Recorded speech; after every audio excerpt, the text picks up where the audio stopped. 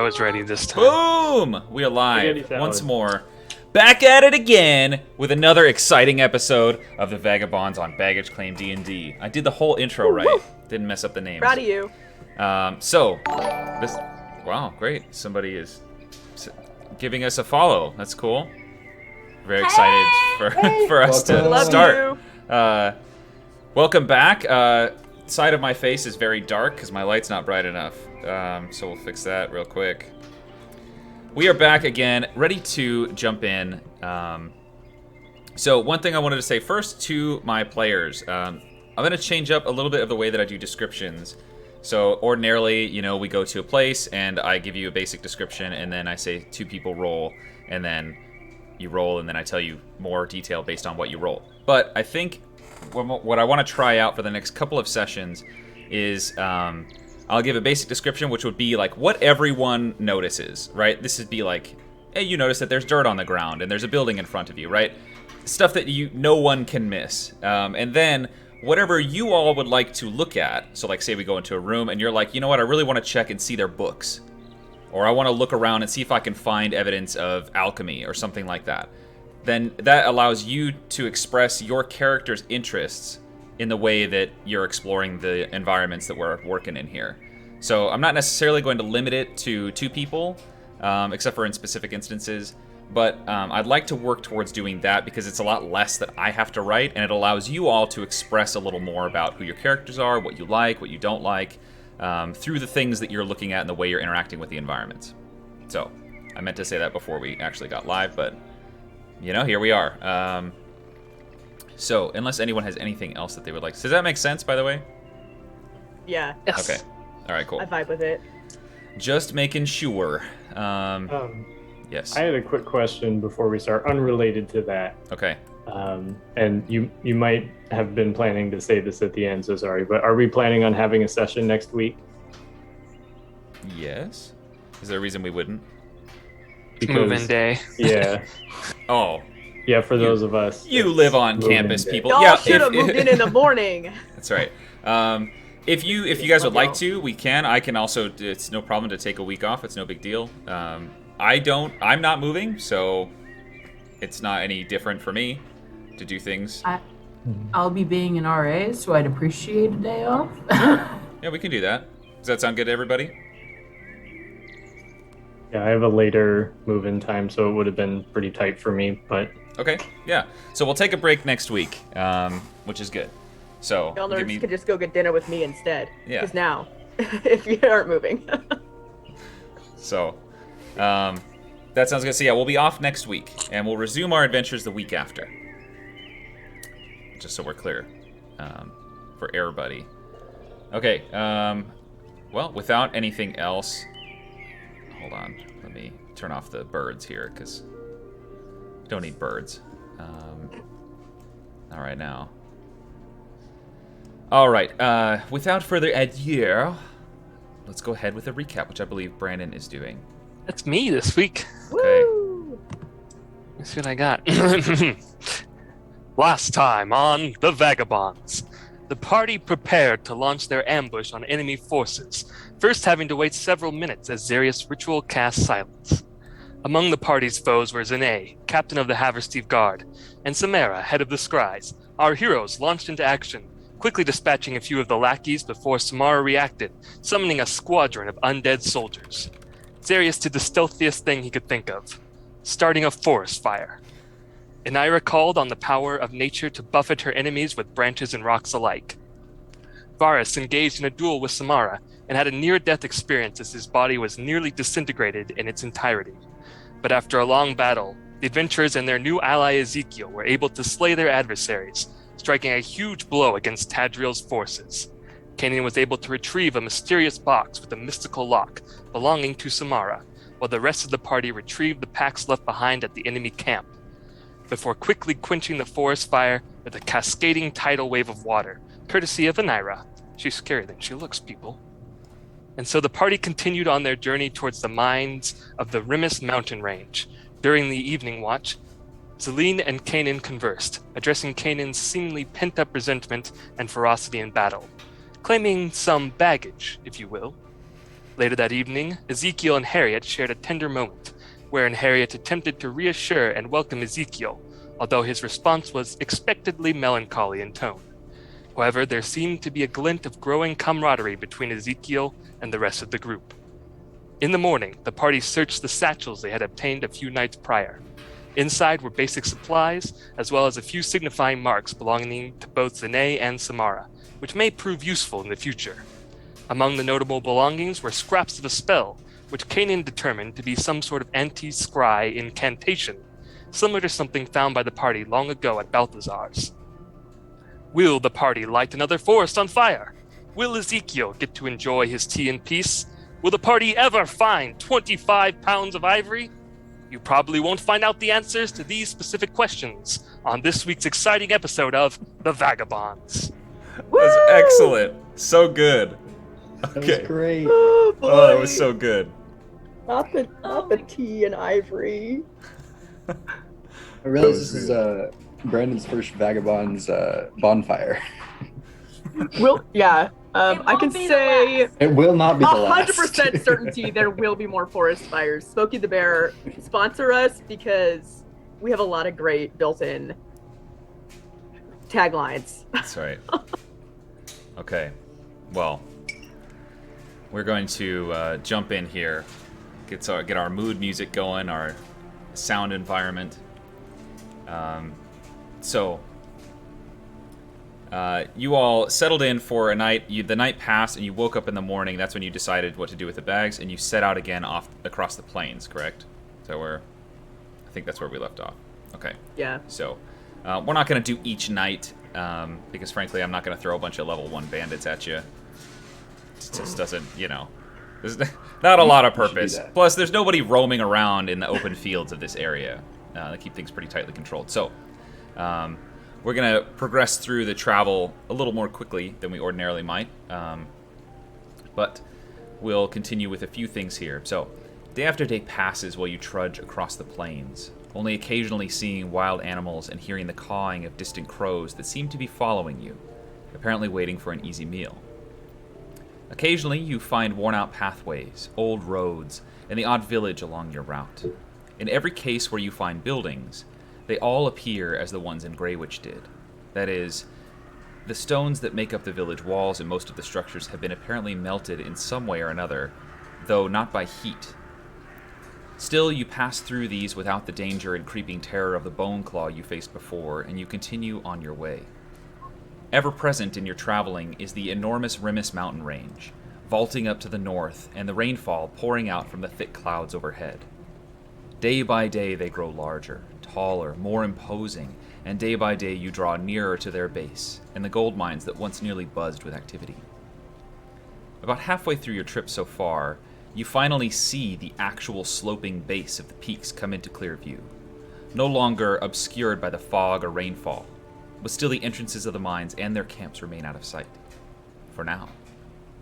If there's anything that you all would like to talk about as you travel, please go ahead. Zelene has one thing, so whenever everybody's finished, she can do that.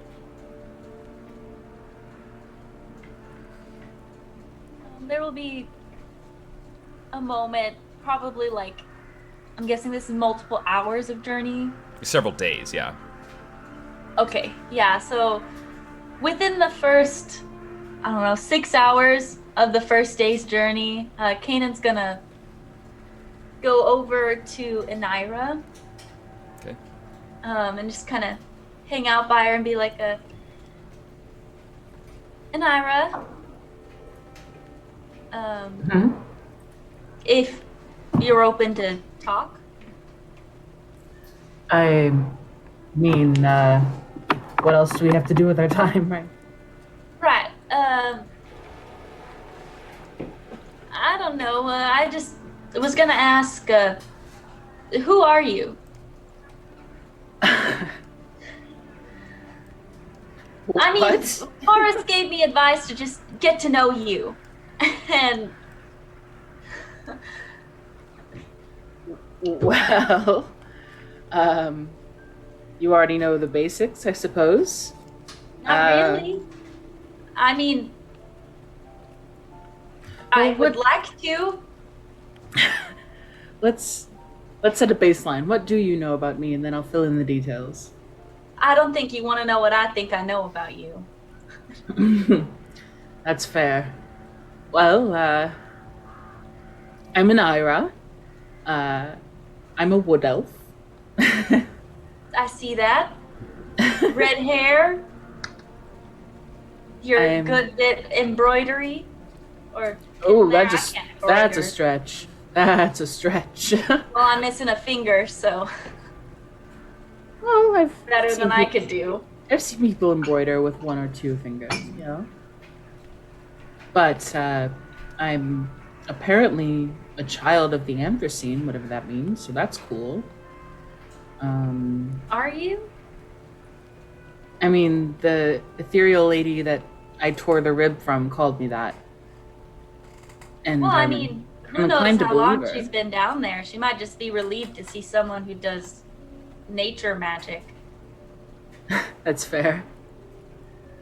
But I don't know either, so we'll see. But I, born in Latium, moved into the forests around the Sea of Verstel, left just in time to run into you folk, and voila. All right, so nothing more than I already know. Well, there's some little personal life details, but they're in the past. All right. It worries me that and I've heard a lot of stories, you know, in my time in as a child training with my many masters, but I don't find consistency in you. And I don't know if maybe you experience something to make you inconsistent, but you can't say that you don't want to kill things and that you're sad to kill this blight on nature and then kill the thing that is nature 20 minutes after that. And I don't know. I think maybe I put a little too much emphasis on how you reacted on the boat back here from the Hells. But it still really bothers me. I don't think I trust you, Anira.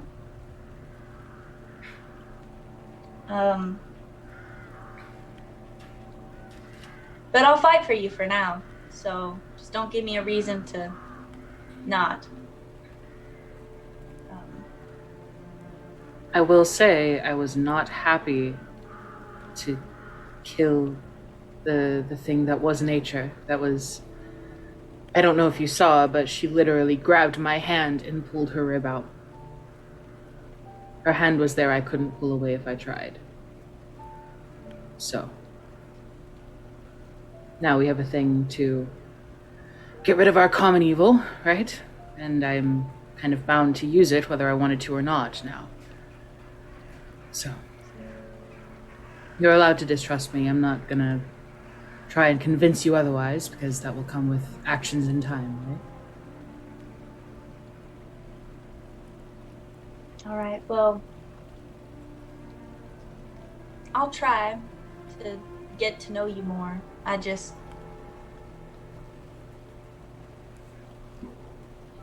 And- know at the moment, and I think it's important that you know that. That's fair. I am an open book. I just don't know what to talk about. Because I personally don't see my life as anything interesting. So when people ask, like, what do you do? Who are you? I just don't say anything, but you're welcome to ask. Well, if I think of a question, I'll let you know. Please do. Okay, and I'll walk farther up.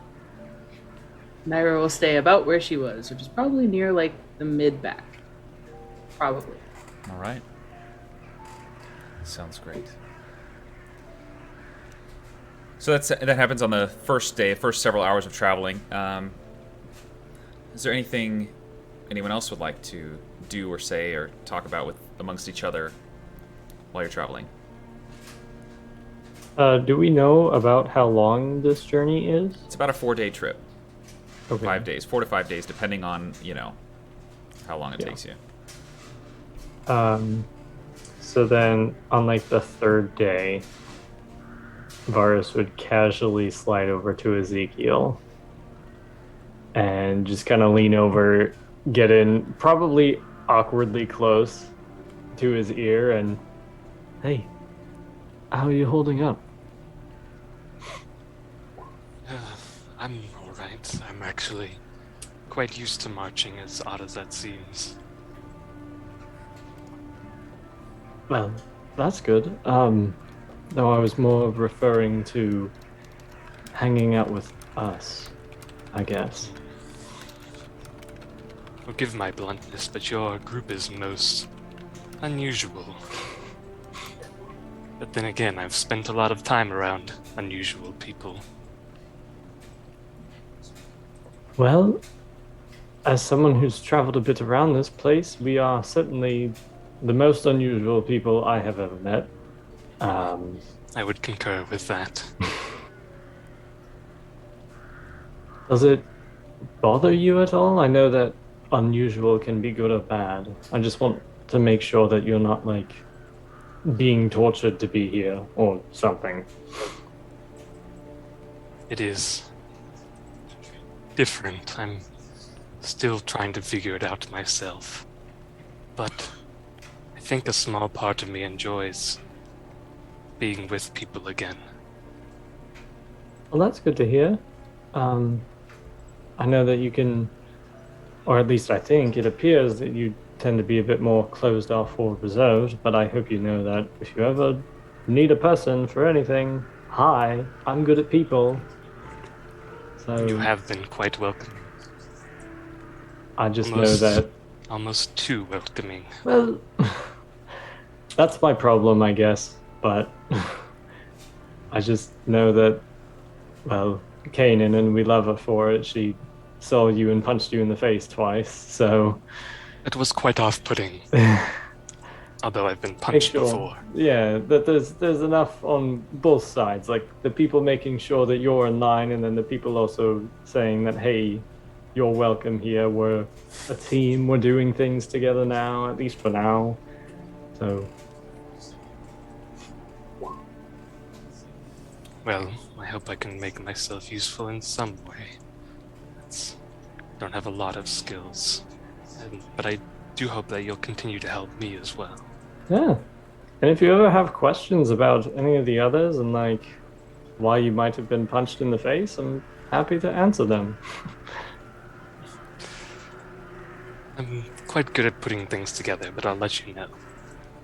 Well, you did find us outside the city, so, My job was to gather information. and apparently you do pretty good at it. After all, you're here, so that must mean something. That was all. Just wanted to extend a hand in friendship and make sure that everything's A-okay. Friendship, huh? That's the hope. We'll see. Varus casts fly on himself and does a backflip and walks away. Okay. All right. Such a showboat. Okay. So I'll just say throughout the evenings, Zelene is going to approach Zarius and just say, "So, I hope you know what's coming with the box here." She'll hold up the box and kind of rattle it in front of her. Of course. Do you want to do that now, or can we wait till... We can handle it over a couple of days, I think. All right. Maybe when we start for the night and get a couple of pages done. Let's do it. So she opens she gets the box, and you see it's got written in that that super intense celestial. It gives you a headache to read it, but Yeah. you crack the box open, and you begin to decrypt the contents. It's just a single letter, one single page inside. It's only really like a half a page. But I'll say, since you have a couple of days to do this, I'm not going to have you roll for it, because it just is a matter of time. It'll delay how long it takes you to get there, though, because Xerius will be slow. So, eventually, over the course of several days, you working yourself to the point of exhaustion, trying to decrypt this message, you eventually finally have something translated that is roughly in common. It says, Kellen. Oh, the letter is addressed on the front to the machinist. It says, Kellen, your services are, as always, greatly appreciated. I have to admit, I was concerned about the efficacy of the Mothagoth, but Ozek has proved to be a competent handler. Truly, the pair will be an excellent service in controlling the mines and the Celestial Gate. I was surprised to see them in action. You mortals are truly monstrous. Consider our debt repaid. Tadriel.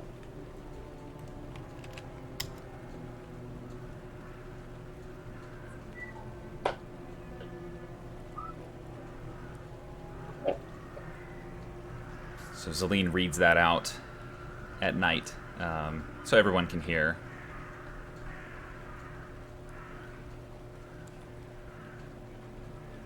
So, let me get this straight. There's something called a Mothagoth? Is that like a big bear?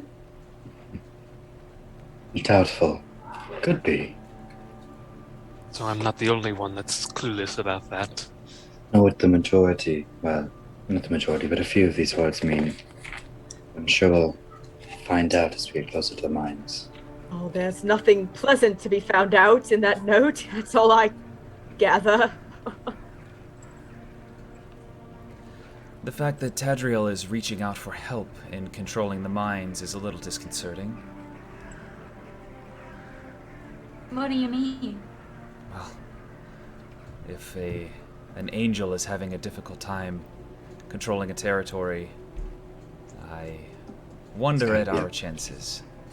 Pretty crazy territory. I don't like anything that Tadriel would describe as monstrous. Is not a reassuring sight unless it's when we're killing him and he describes us as monstrous. Other than that, I can't think of anything pleasant. Maybe we can, cross our fingers and maybe whatever's there is trying to kill him too.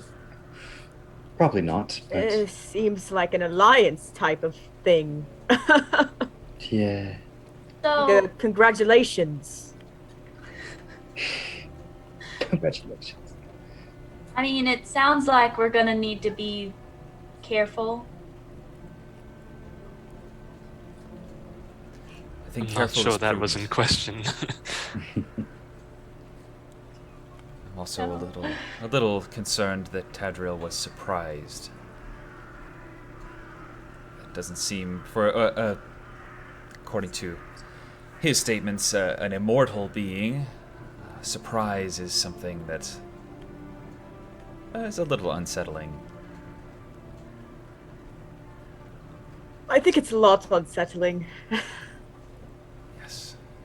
Still, there's not a whole lot of information there. We probably won't know until we find whatever this thing is. Do any of you know who the machinist or Kellen is? Does that mean anything to you? I've heard about the machinist, and let me meditate for a second to remember what it is I've heard. Wasn't he published something, right? Was it on the lab papers in the Hells? It was. So he had his name on some lab papers we found in somewhere else we went.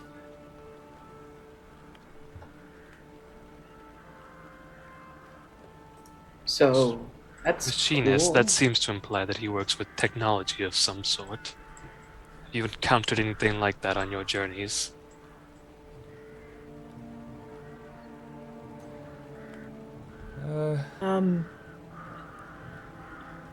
we've encountered a experiment type thing. Not like machines, really. But kind of. Having meditated, I realized I was thinking of the merchant and not the machinist. Well, maybe Kanan, Harriet, and Varus, maybe you remember back near Phandalin, I remember when I was trying to find a home, there was some crazy gnomish guy who built this crab-like machine out of barrels and shot crossbows, and it scared me out of there, but maybe you all saw Did I it. get shot by that? I do remember that. One of us got shot by that. It might have been me. Yeah, and you cut off his hand. Sounds like something I would do. Why am I like? Yeah, okay. Cut off a lot of hands. It's hard to remember everyone. Some of our own hands, for God's sake. You all don't think that this is that guy, right? I mean, he was kind of a joke. I mean, if it is, that's just even easier for us since we already know the guy and we can just off him like Find that. someone without a hand. Yeah. Actually, Right. probably have a new metal hand. Never mind. Cut off his other hand. I was gonna say, if he's crafty like that description was, he's probably got a new arm. But okay, so we go around on some quest for someone with a unique hand. What kind of? Just ask to see people's hands. I mean, that seems like such a. Well, I don't think we're saying that we need to do that right now. I think we're just saying that something to keep in mind for the future. That if we ever do, pursue this machinist, probably missing a hand. Probably. Or maybe not. It could just be some guy, too. I mean, that's also just the true. only one I know of who had crafted Like- anything machine-y. Machine. The guy was very angry. It seems to me that you need more information, but perhaps you do that after our current goal. One thing at a time. Well, this does give me hope, however. It shows that Tadriel is not all-powerful if he's asking for help. Right. Or maybe Or- he just can't be in two places at once. I wish I felt the same reassurance. I mean, it would be better if he asked for help and there was indication that nobody would help him. But he's asking for help, and there seems to be people who are willing to help him in his weakness, which is objectively even more terrifying. However, he also It seemed there was some kind of debt in play. there's also something at the mines or the celestial gates that Tadriel feels the need to control. That sounds useful for your group. Perhaps. I mean, we're going there. We have a choice, but we've made it. So, well,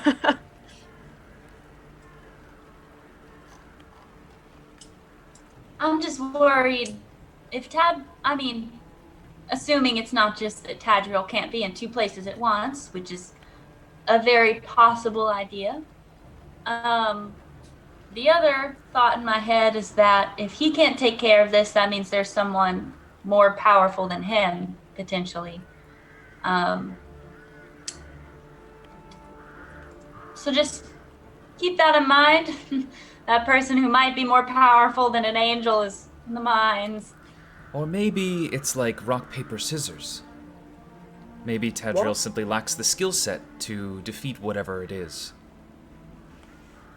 You know, like rock Rock, beats paper, scissors scissors? and paper beats rock and scissors. I've never gets played paper. paper ever beat a No, rock? I understand. Yeah.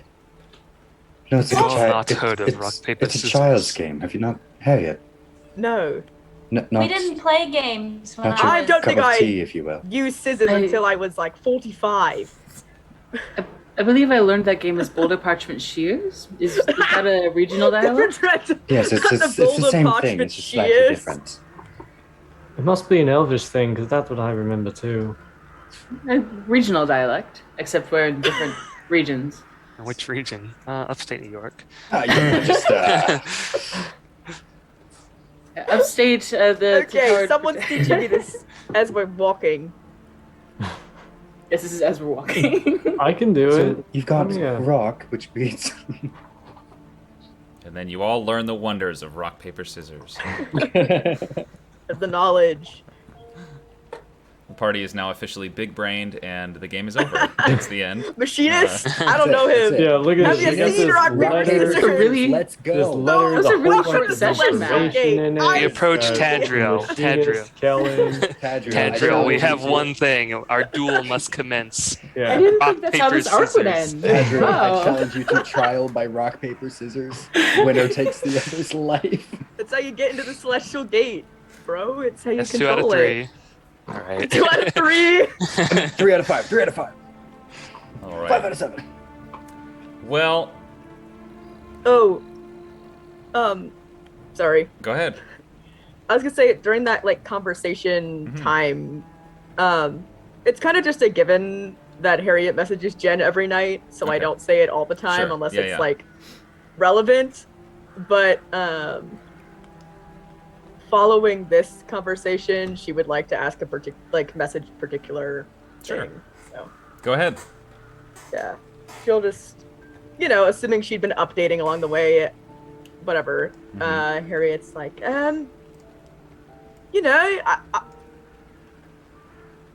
I was wondering if you had ever come across someone named the Machinist at all in your travels and battles at the sea as it is.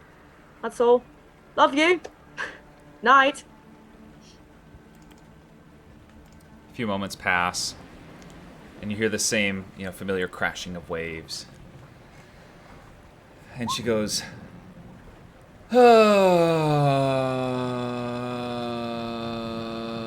this only counts as one word. The Machinist does not ring a bell, unfortunately. I understand you're probably hard up on for information, but it must be someone far removed from the seas, or very sneaky. Sorry, love. All right. She's like, whatever. Yeah, one of y'all is always welcome to yell at Harriet for messaging Jen every night. That's fully within your reign, but she's also probably not going to stop doing it. So, I'm sorry. Okay. Harriet's just a 70-year-old teenager. Get off the phone, Harriet.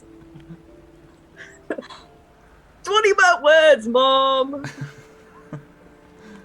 Okay. Well, Still got 5 words left. Mom.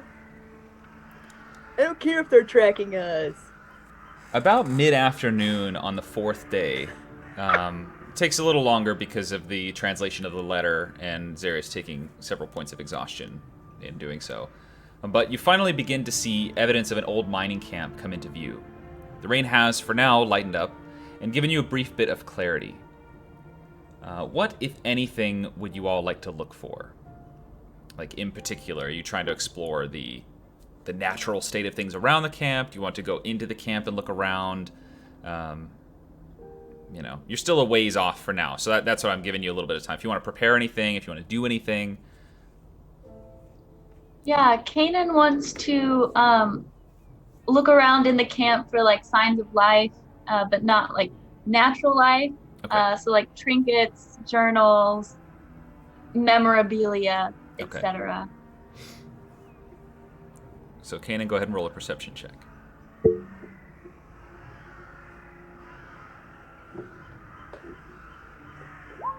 Nice. Anyone else have anything they want to look for? Zarius would be more keeping an eye out on the other end, signs of natural life, creatures, humans, stuff that's still lurking around. Okay. Nara would also be doing that. Okay. So you two go ahead and make perception checks. Or one of you, since you're looking for the same thing, can do it at advantage. You want to make one an arrow? Heck yeah. Getting some high rolls And tonight. it's an advantage, so I'm not totally screwed. Hey! Yours is the 9. Because Oh. Zarius also rolled. Oh, Is this from a ways off that we're Yeah, so this is partly investigating, or Yeah, this is we're partly not, just in preparation. okay? No, from a ways off. I'll just hang out because Okay. Kanan already is Yeah. looking around. All right, cool. Xeris is more just trying to like keep an eye out for things coming in and out of the Sure. town. Yeah. Big things that might be dangerous. Okay. As you all begin to take in the camp, as you approach, you immediately notice that the place looks like it's been abandoned for some time. This is just what everyone notices. The tattered remains of tent walls flit gently in the slight breeze coming off the mountains, and based on how decayed the different structural posts and fabric are, you'd guess it's been at least a half decade or more since any of this was actively maintained. But, within that, you're not really sure. In the far distance ahead of you, at the actual base of the mountain, you see jutting out of the rock slope and at an odd angle a surprisingly well-preserved, at least in appearance from here, constructed mineshaft entrance, complete with rail tracks leading out to a huge pile of rock debris, at least 30 or 40 feet tall, near the end of the rails. The rest of the camp is a series of decrepit tent structures, with many more collapsed than still standing, and at the center is a comparatively large octagonal collection of tents that have been secured in place by a mud-based plaster that covers most of the exposed exterior. Bits of canvas are visible through the cracks and holes in the plaster, but the pseudo-building looks as though it would provide cover from the elements. The mountains ahead of you beyond the mineshaft entrance quickly rise up beyond the low clouds overhead, the steeply sloped face belying a difficult climb even for the most skilled of you, though not entirely impossible. The mineshaft entrance is about 200 feet off from where you currently stand, near the first of the collapsed tent structures. So, specific things that you noticed. We'll go with Kanan first. So, as you look around the camp, trying to find these artifacts and things left over from people, you notice that there are a lot of tools useful for survival left behind. So, you find lots of axes, swords, scraps of armor, bows with broken bowstrings, pickaxes. All of these tools are rusted over pretty heavily at this point. You find the evidence really indicates that people were here, but that they left in a hurry. Zarius, if you and I were both looking for combat, right, or evidence of that kind of thing, right? I'm unmuted. Yes. Okay. Yeah. So you find And I would- evidence. Oh, go ahead. And I would be looking more for just the natural state of not necessarily a combat, but if anything contributed to not decomposition, but you know what I mean. Yeah. Okay, got it. So, in Ira, what you notice is that the camp is abandoned, of course, and it has been for about 6 to 7 years based on the decay of the things in the camp. So, the wood rot, the different molds and residues that form, those kinds of things. The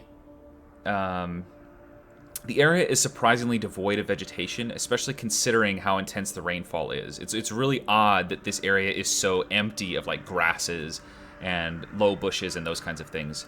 As you reach down when you're exploring and pick up some of the soil, it feels decayed and used up, as if something sapped the minerals from it. The air coming down the mountain is very cold and dry and fast-moving, so it could be that, but it doesn't feel like something that simple. Zarius, you notice that there is definite evidence of an intense battle, though mostly not with conventional means. So as you look around, you do find swords and, punctures in armor and clothing and those kinds of things, but you also find the residue of, magical spells, the stuff that often is left behind during your battles. You also find, strangely, evidence of explosives used near the mineshaft entrance, as not right next to it, but just kind of nearby. But the storehouse, it's a small little shed that you find, is empty, that used to house the explosives. One thing just in general that you all notice as you're looking around, especially in Ira, because you're kind of looking at the natural side of things, the cliffs could be climbed with equipment. About 150, 200 feet up, you see a ledge that sticks out, possibly for like large birds, but it's possibly also a cave entrance. And up there you see a few little scraggly bushes sticking out. So there is some vegetation there. It's just not immediately in the camp area. Just in general, the rest of you kind of wandering around and looking at things, you get the sense that at one point this camp must have had between 75 and 100 workers, based on the size and number of the structures and how much stuff is left behind and just where the housing would be and all of that. So, but again, the main structure that dominates the area that's still in good condition is this octagonal tent structure. So. And so far, it's like we haven't seen any living inhabitants or any like other travelers or even like people taking shelter in there. It's all. Nope, you haven't seen anything. Okay. Any movement of any kind. Not even like rats or mice or those kinds of things. One thing I did forget is you do find that there are stores of food in a couple of the collapsed structures. You kind of lift up the tent. You see there's a couple of barrels left over. Most of them have been eaten out by rats or other animals. So you find one barrel that's full of hardtack that's actually still sealed, but the rest of them have been eaten by scavenging animals. So you know that they must exist, but you don't see any as you're looking around the area.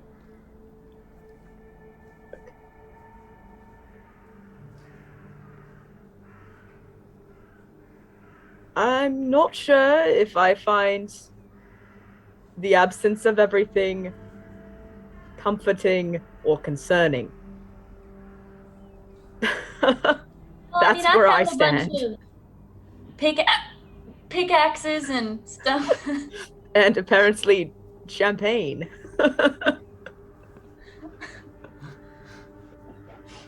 False Kanan cannot get drunk. This is canon.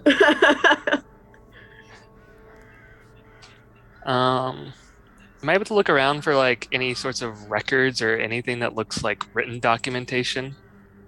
Sure, if you would like to make either investigation or perception, depending on what type of thing you're looking for. Nobody has gone into the octagonal tent structure, by the way, so you still have that large, intact building to explore. I'm going to start with the ones outside, and then if people want to move inside, I'll let you guys do that. Okay. I'll go with investigation now. Okay. 27, nice. You dig through some of the ruins, and you find a few instances of like where the apparently the tents collapsed fairly early, just trapping the stuff underneath it and keeping it pretty well preserved in spite of the rain. But all of the records that you find a stack. It's like a ledger book, but it's not in a language that you recognize. It seems like it's either shorthand of some other language that has been, it's spoken by somebody who's no longer here, obviously, or it's like a made-up language that was used for either encoding purposes or it's just a language that you don't know. It doesn't seem to have any kind of rhyme or reason aside from it's got a bunch of it's a ledger book, so it's got a bunch of columns and rows and numbers and stuff in there, but you can't really make sense of any of it. It just seems to be a little bit incomprehensible without any knowledge of the language at all. Okay, so it's mostly a language problem. Okay. Yeah. Yeah. But the other things that you find, you find lots of stuff that is labeled in that same language that you just don't know what it is. So, you don't know what the labels mean, but you find stuff that's labeled. All right. I'll hold on to a few of the ledgers just to show around at a later point. Sounds good. Celine says, well, we've taken a look at the outside. Should we maybe go inside the big building there? Of course, yeah. Now's the time. Already? I'll head in first. I've got a good feeling about this. Oh, dear. Why is that oh dear? If we were counting, ground. Ezekiel, pleasant things and reassuring things that have been said today, that was not one of them. As she walks off into the building. We were counting pleasant things and not pleasant things you found in abandoned cities. Usually the not pleasant is much outweighs the pleasant. Sometimes I just get these maternal feelings of worrying, and that was one of them. I suppose perhaps I've just gotten used to unpleasant things. Children are in danger. Celine says, "Oh wow, look at all the stuff in here. You guys should come and check it out." Harriet's like actively not going next. Zeres will go Kanan next. goes in. Wait, Alright. what'd you find? Did you find anything fun? Well, as you enter into the octagonal tent building, you find the interior to be surprisingly still. Being exposed to the elements these past few days and feeling the ever-increasing breeze coming off of the mountains has left you accustomed to the gentle tugging of the wind on your clothing, the tussling of your hair, for those of you with hair, and a constant influx of new scents and smells of nature. Pulling open the surprisingly heavy wooden canvas door and entering inside, you see dust hanging in the air across the way. A large and open interior leaves little to the imagination, aside from a half-dozen scattered supply barrels, rickety-looking tables, and a few chairs to go with. A tanner's stand rests along a nearby edge, the thick and furry hide attached, neatly cured and ready to be made into a cloak or scarf or bracers or something like that. Though the animal it came from you're not quite sure of, unless someone wants to make a nature check. I will go inside and make a nature check probably eventually. All right.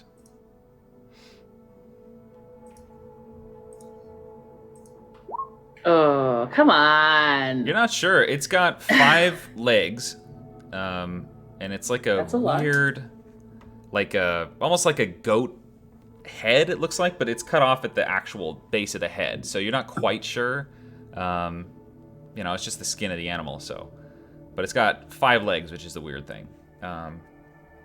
You also see inside several piles of somewhat rotted rags scattered about, and on the main table in the center of the room, you see parchment strewn about and a number of paperweights that one might use to hold the corners of a rolled scroll down. Once again, inside we can, if there's anything in particular that you all would like to look at inside of here, we can do that. So that's just the stuff that everybody notices. If you want to look at anything in particular, let me know.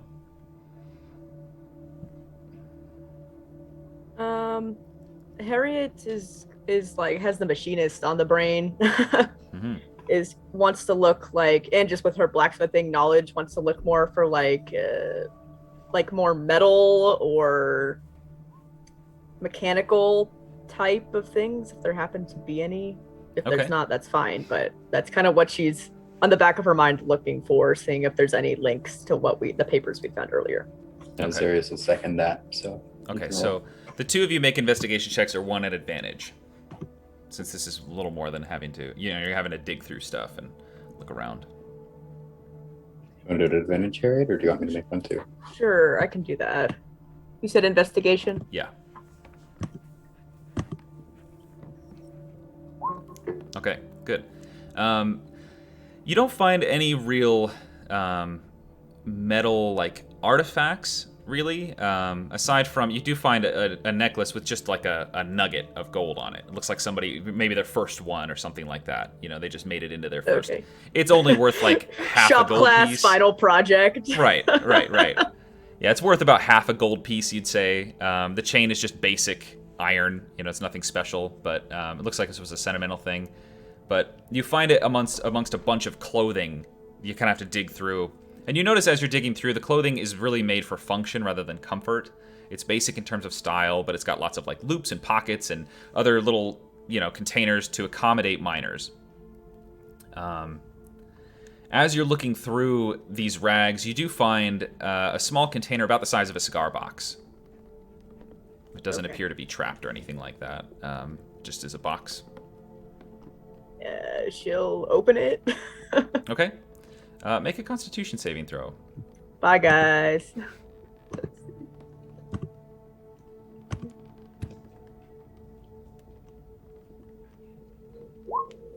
17. As you open it, you see very obviously, now that you open it, a kind of like a what is that stuff called? The twang. Twine, not twang. Twine.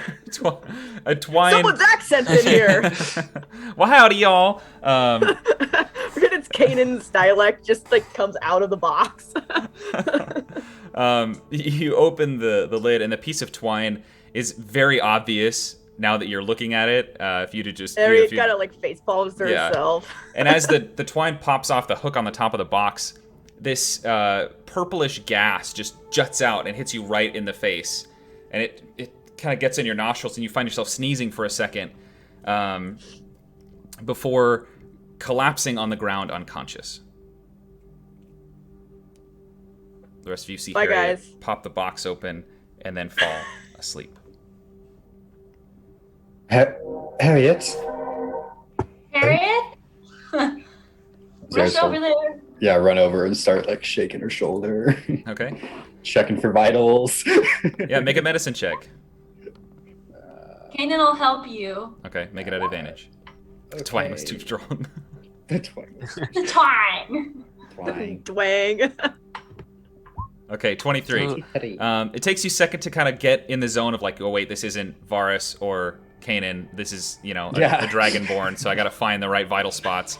But you get a good sense, and you get a pretty good feel. And she doesn't seem to be like dying. She just seems unconscious. Like whatever it was, you didn't see what hit her, but whatever it was, she just seems like she's been knocked out.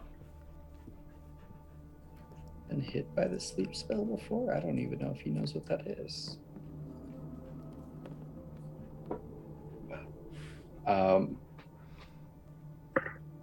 She seems to be okay, just asleep.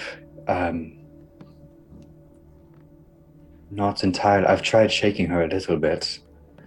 Beyond like having Kanan punch her, I don't know what we can do. I was I'm not gonna hit her. Why should Well, I could hit her. Not our first reaction is someone going on God just being like, maybe we can punch him next. no. There was a shake first. If you don't want Kanan to do it, I can do it. Me and my noodly arms. It might be a little better actually. Kanan might. You can do it gently. And Kanan will just smack Harriet on the real quick. Okay, just smacking. After about a minute of like trying to wake her, Harriet, you wake up, and you have a splitting headache. You have a point of exhaustion. Oh my word! Harriet wakes up 1 second before Kanan punches. Kanan cocked back. Yeah. No. Well, it's good to know your solution to everything is punching it. Did you say? Sorry, did you say 1 point of exhaustion? I didn't hear that. Okay, let me mark. Yeah. No, sometimes we stab it. Oh, you guys! I'm an idiot. I shouldn't have opened that damn box. I don't know. Just don't. Just be careful. Well, happens now to the that it's best of open, us. we can at least see what's inside of it. I don't know about that. Maybe. The box fell Hopefully open when Harriet fell. Hopefully I've absorbed it all. Or to take a step It'll back look just around. in case. Okay. In the box. As you look, there's a note on the top that says in common, "I told you not to mess with my stuff. These are for emergencies only." And No one ever told me not to mess with that stuff! there are 3 vials inside. 2 of them appear to be the same color and consistency as potions of healing, and 1 vial is a thicker, oily liquid simply labeled stone. Stone.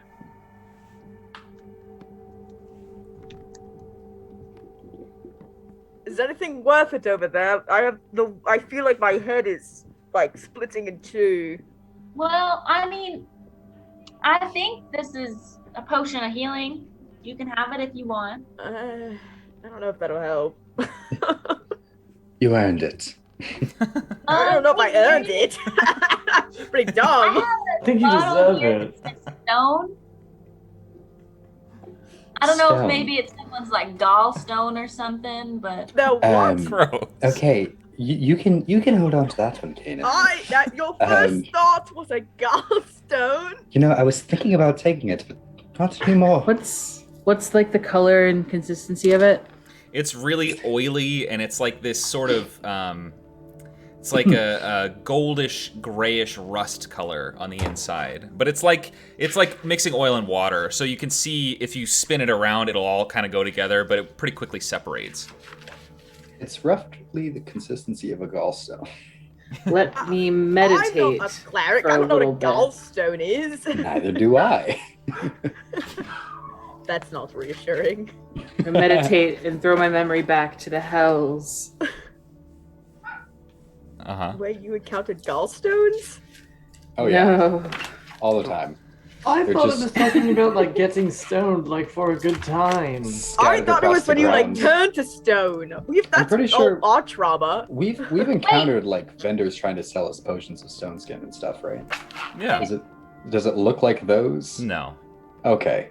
Harriet, you said it'll turn us to stone. I don't Well, know what that. if When I think of stone, we've had some pretty dramatic instances of friends being stone. I don't know. I'm Oh my not goodness. right in the head right now. I see stone. Not stone. May I? Does this May look I? like? Pardon me.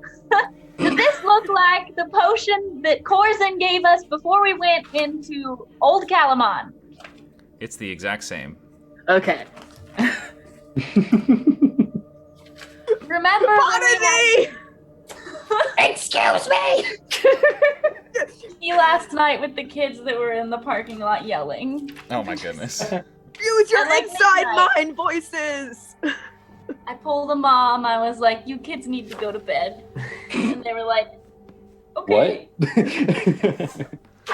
Okay, well, great. We figured that out.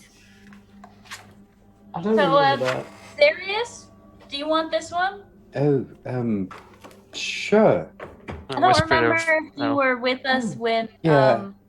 When Fang got Yeah, I got remember. stoned. I remember now. Not got stoned. Thank you. Lord. I'm gonna whisper to Varus, care to fill me in?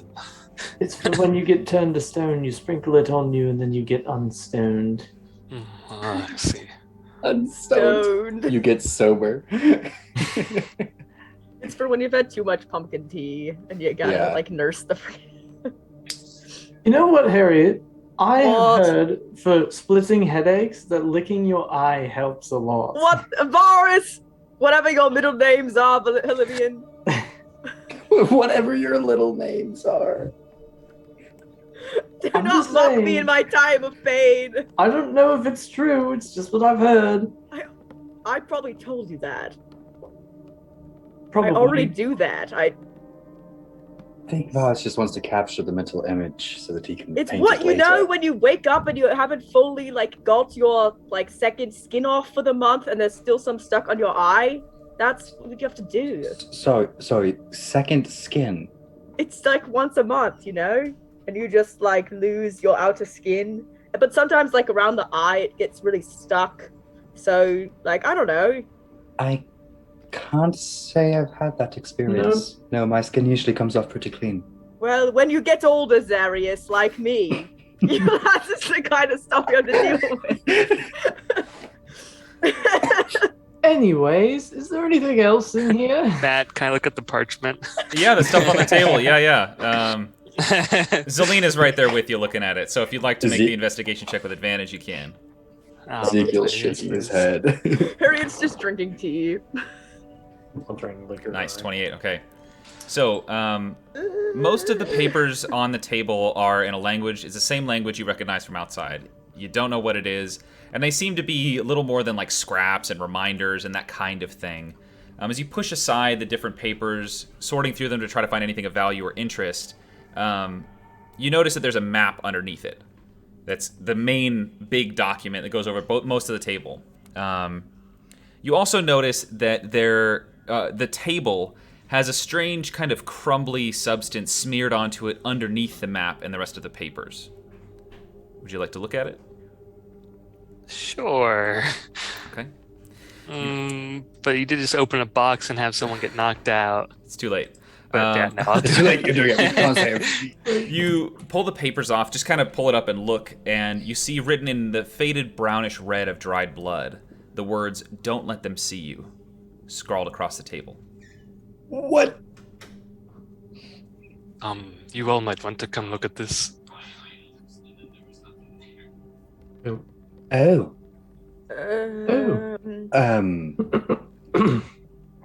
Who? Not one of the comforting messages I've read written in blood. What? How old is this? The date on the map, Ezekiel, since I never finished giving the description of the map, Oh, okay. is the date of the map. It looks like an original map of the mines. The date on it is about 55 years ago. Also on the map, there are tons of markings, X's, and drawings showing new routes, many of which have been subsequently crossed out and redrawn, rendering the whole thing a little more confusing than helpful, aside from one thing. The map reveals the sheer scale of the mine complex. If the legend at the bottom is to be believed, there are more than 100 miles of winding pathways, tunnels, both natural and carved, and caverns weaving around underneath these mountains. The only area left unmarked by redrawn pathways and X's is the first 1,000 feet or so of the entrance you presume to be the one nearby. However, there are about 24 offshoots, and all but 3 of them have a bunch of T's marked down them as well as other things. The legend has been modified in the same way as the rest of the map and has different colored boxes denoting 20 or so letters, and you see each of the letters represented on the map in different areas, though the whole thing looks unbelievably confusing. And to show you... The description was unbelievably confusing, so... That's the point. Congrats. To show you, here's what the map Oh, looks wow. like. Thanks Whoa. to my lovely wife, Abby. Woo! Wow. Yeah. I wish I could see it. It's all blurry. Oh, there it is. Oh. Yeah, congratulations. That's confusing. Well, my word. do we want to take this with us? It would probably be extremely useful.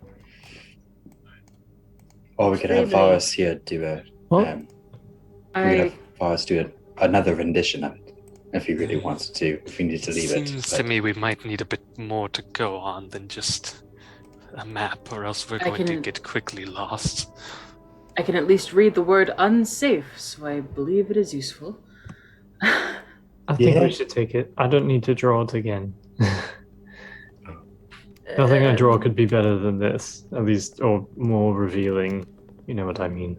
No, I just thought it'd be rather fun to make you draw it and then take the original anyway. Maybe afterwards, when we haven't just discovered. Maybe don't let them when see we're you in blood. Written in Gathered blood? safely around a campfire away from here. Yeah. We can have a jolly good time and all watch Varus recreate this. I like the sound of that. Let's do it. It's a plan. I was wondering though if anyone knows how old this blood is. I'm not familiar with that. I can try, but Can I try? Or Ezekiel probably. would You be or better to me? try. I don't know. I don't even know what kind of check you freaking make for this. Boris is going to take a look at it and Medicine? try and make a guess. You make a How medicine old- check. He's actually not terrible at that. It's just I roll terrible. Yeah.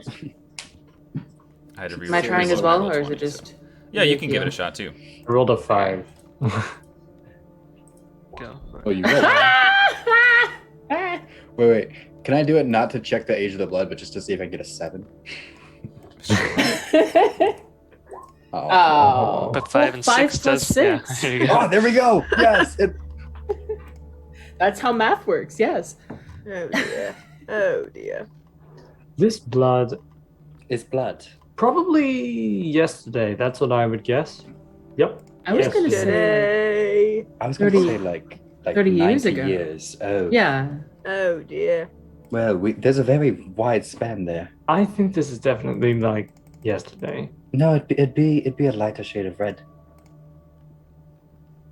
It would be still be slightly Point tacky. is, it's too. dry, so it's not very recent. 2 still days waiting for ago, it to then. load. Plus, it was underneath a whole lot of parchment. 3 days ago. Final answer. What? There's no need to hit the table. Why did you hit the blood? Why Were you checking to did see if it not. moved? Huh? Were you checking to see if it moved? No, I was just making a statement. 3 days ago. Final answer. I'm being assertive. Regis, is that your final answer? Are we locked in? While I have yours all's attention, can any of you read any of what's on these? Oh,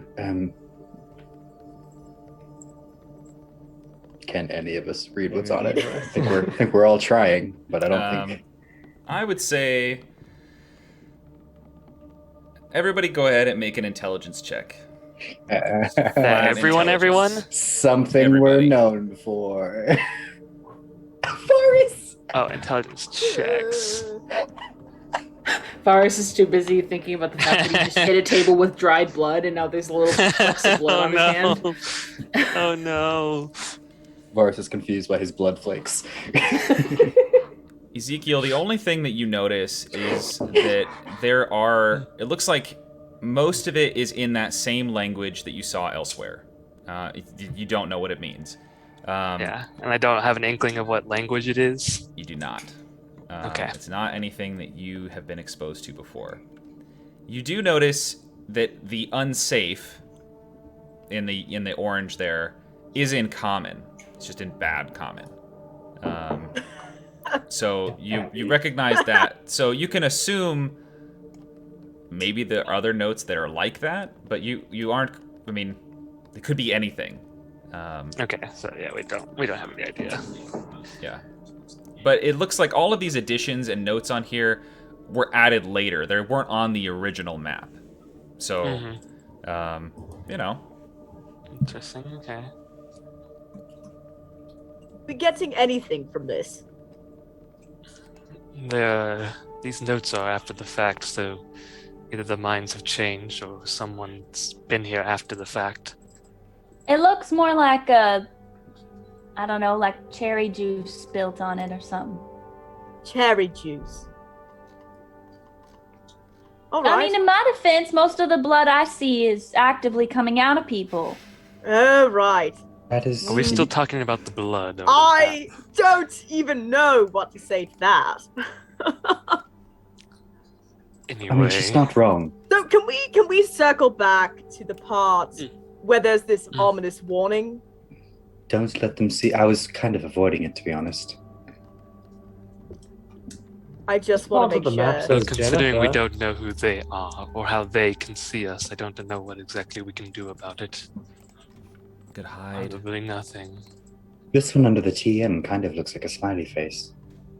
Maybe just if we don't want something seeing us, maybe we should keep our ears open as we go down there.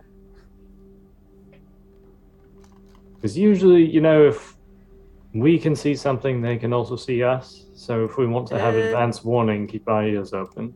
I surely wasn't ready to go in there just partying and making noise. I was. Yeah. Yeah, I can't argue with that. Yes. Well. Okay, so turn down the volume level, as Kanan Down said the earlier. volume. I mean, I don't really know. None of us can read what's on this map, to my knowledge. I don't know what good standing over it is going to do.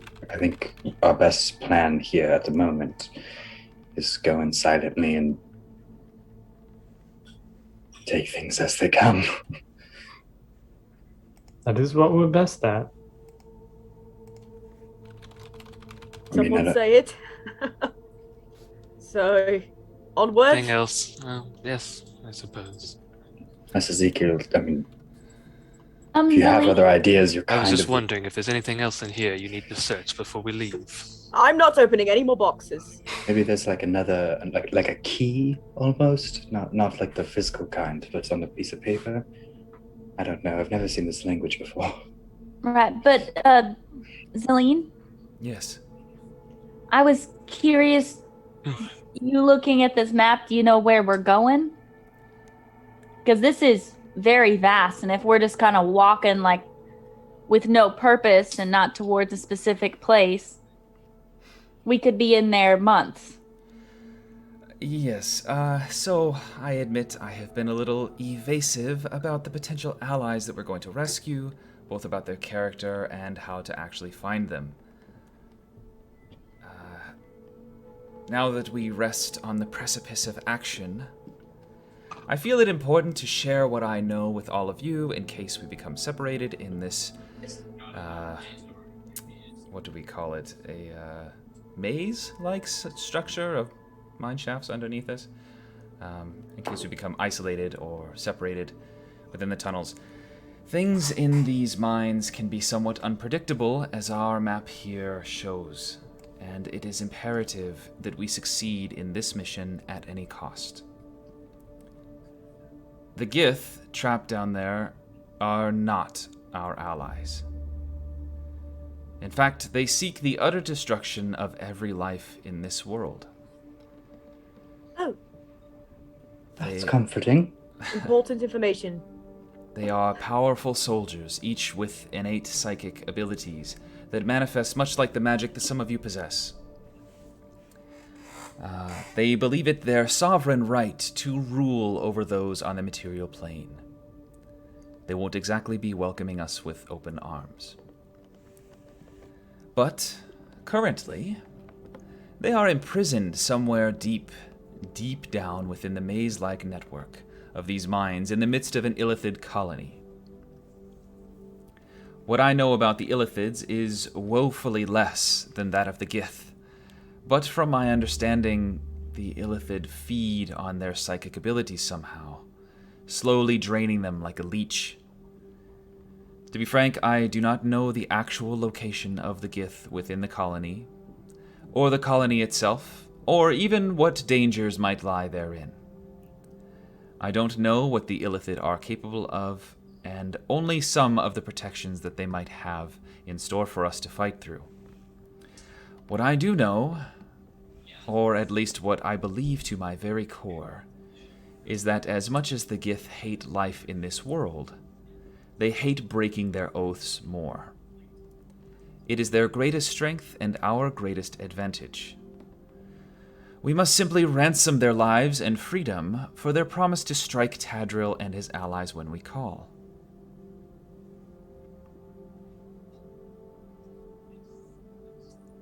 Well, it's very straightforward and easy to do. Yes.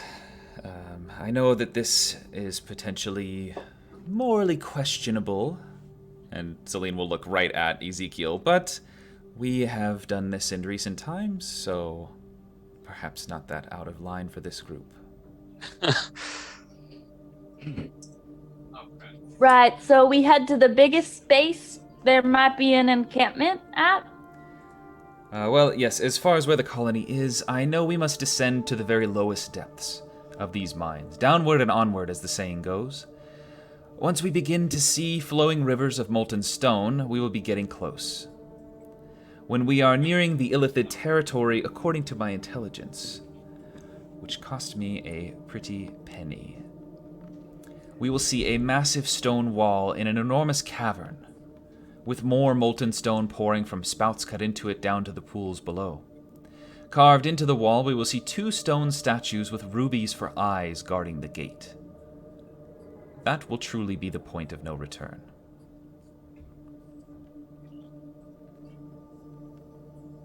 There's a large cavern here with 2 circles on it.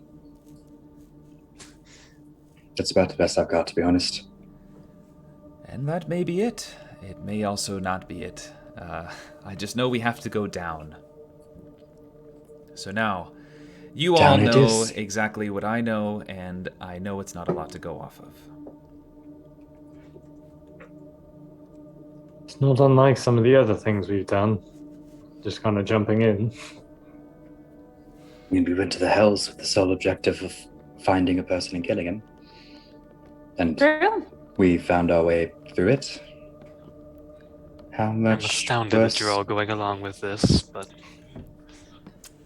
Maybe all we need is for me to be kidnapped and hit my head against a stone wall and taken to the daughter of one of the illithids. Who knows? Maybe they'll do that. Who knows? I mean, anything can Maybe happen. we don't put that as like the first. It's just an option. I'm here for rolling with the punches. That does not need to be the Couple steps frontal guiding plan. Going Think- down. think for now- That's all right. Going down is the best plan. I don't want to be kidnapped, but if it works, it works. I don't want you to be kidnapped either.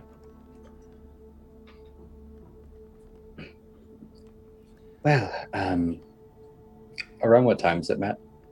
It's about late afternoon at this point. Not that time will have much meaning once we get into the caves, but do maybe want to spend the rest of the day out here looking around, seeing if there's anything else we can find, and then start our journey down tomorrow.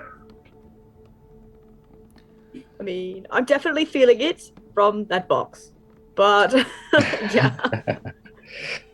And there might be more. Oh, I see what's going on. Okay. What? Huh? No, just some people have exhaustion, huh? Oh. That's all I meant. Oh, okay. Well, I was thinking that we'd been traveling for a little while, so we'd probably use rest anyway before. But Night will give me some time to try to decipher whatever this message is and the markings on the map, but I don't know how much success I'll have. That's kind of our theme, is we don't know how much success we'll have, but we'll try. Perhaps we should find a place to camp a little bit more subtly, though. The message did say, do not let them see you. I also have a few tricks up my sleeve when it comes to securing an area, and she pulls around her bag and pulls out some really nasty looking, it looked like explosive packed tripwires. Whoa. Whoa. So I can guard the doors and, you know? Oh. What happens when something triggers that? See, the back here says enemy that way, so you place it. Yeah, but then now everything within like a couple miles knows where we are? But they're dead. The one's right there. Darius has very sensitive ears. That's also true. As much as I am all for... It's kind of my fault. Well, we don't have to. But if you could do that silence thingy that you did before, it seemed to work. Just do that, and then we'll be fine. I can do that for all of about 10 minutes. I think it's a great idea.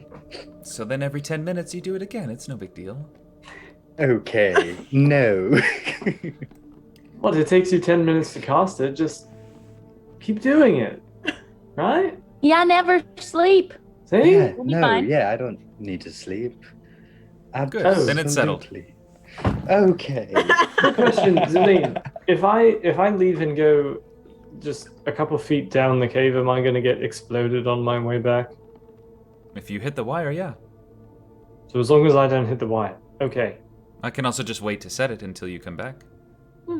Go ahead. I am going to go and scout out if anyone wants to go with me to make sure I don't get murdered. I'll go with you. I can run real fast if anything bad happens. Sure. Let's take a precursor look so we might have an idea of where we are, where we're going. I don't know. And I need something to do. All right. Zelene is going to start, trying to find a soft spot or set up a bed area inside the tent. She's definitely seems intent on sleeping in there. But the two of you heading out towards the mine, is anyone else going with, by the way?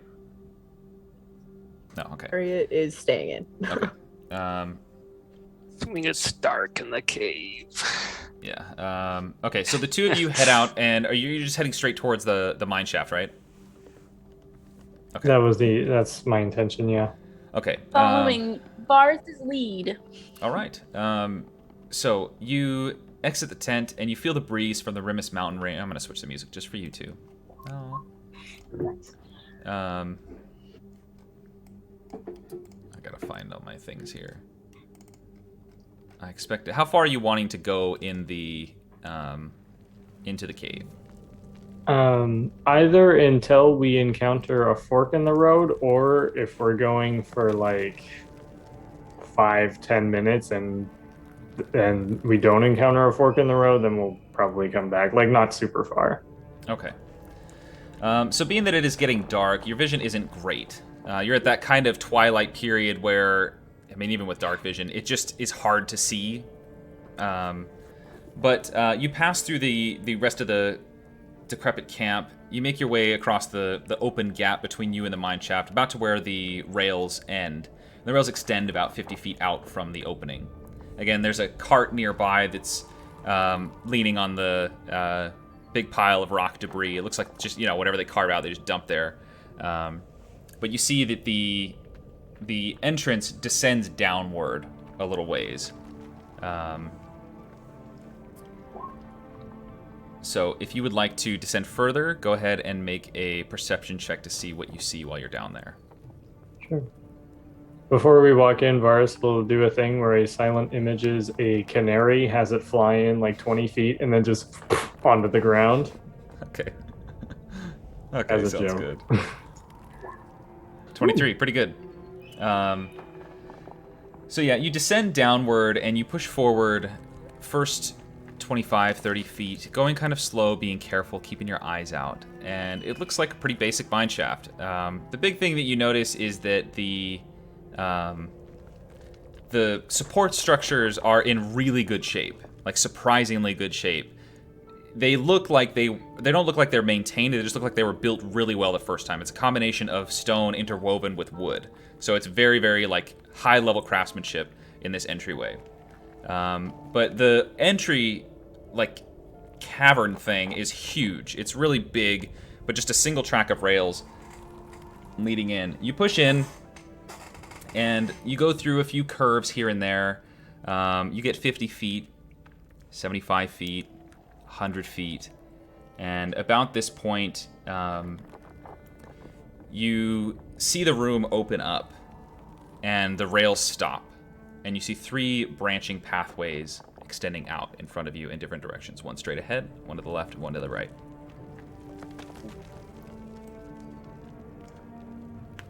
Well, I've seen all I needed to see. I kind of just wanted to maybe get an idea if we can figure out where on the map we are. And at the moment, I don't have any inklings, but if I look at it again, I might be able to put it together. Oh. I'm satisfied. Kanan will point at the map. Because I think she's savvy with maps. But. Yeah, she is. Oh. Yes. She'll be like, so I think we're about here. And then she'll ping the spot on the map where we are. Oh, yeah. There are 3 pathways, aren't there? There's one that way. Yeah. That's it. Yeah. All right. Yeah. If you want to go further, I'm down to go. I don't know. We've been walking for what, 10 minutes? 15? About 15, because you're going slow, I imagine. You know, you're not just like, hey, let's go, you know, we're off to see the wizard kind of walk. Yeah. I mean, I don't want to get too far without them. I don't want something to collapse underneath us or behind us, and then we get separated from everybody else already. There was something I had to check with Harriet about in that regard, so maybe it's best to go back for now. Yeah, definitely. But thanks for coming with me. Yeah. Yeah. Plus, I actually wanted to talk to you a bit more. Yeah, I'm not sure talking with the Naira went very well. Do tell. I don't know. I mean, it just didn't go well. I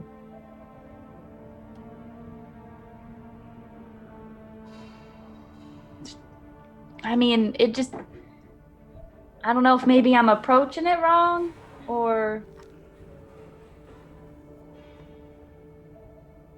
I don't know. She's not very open, although she says she's an open book. Just kind of repeats the mantra, I came from here, and I ran into you guys. And that's my life.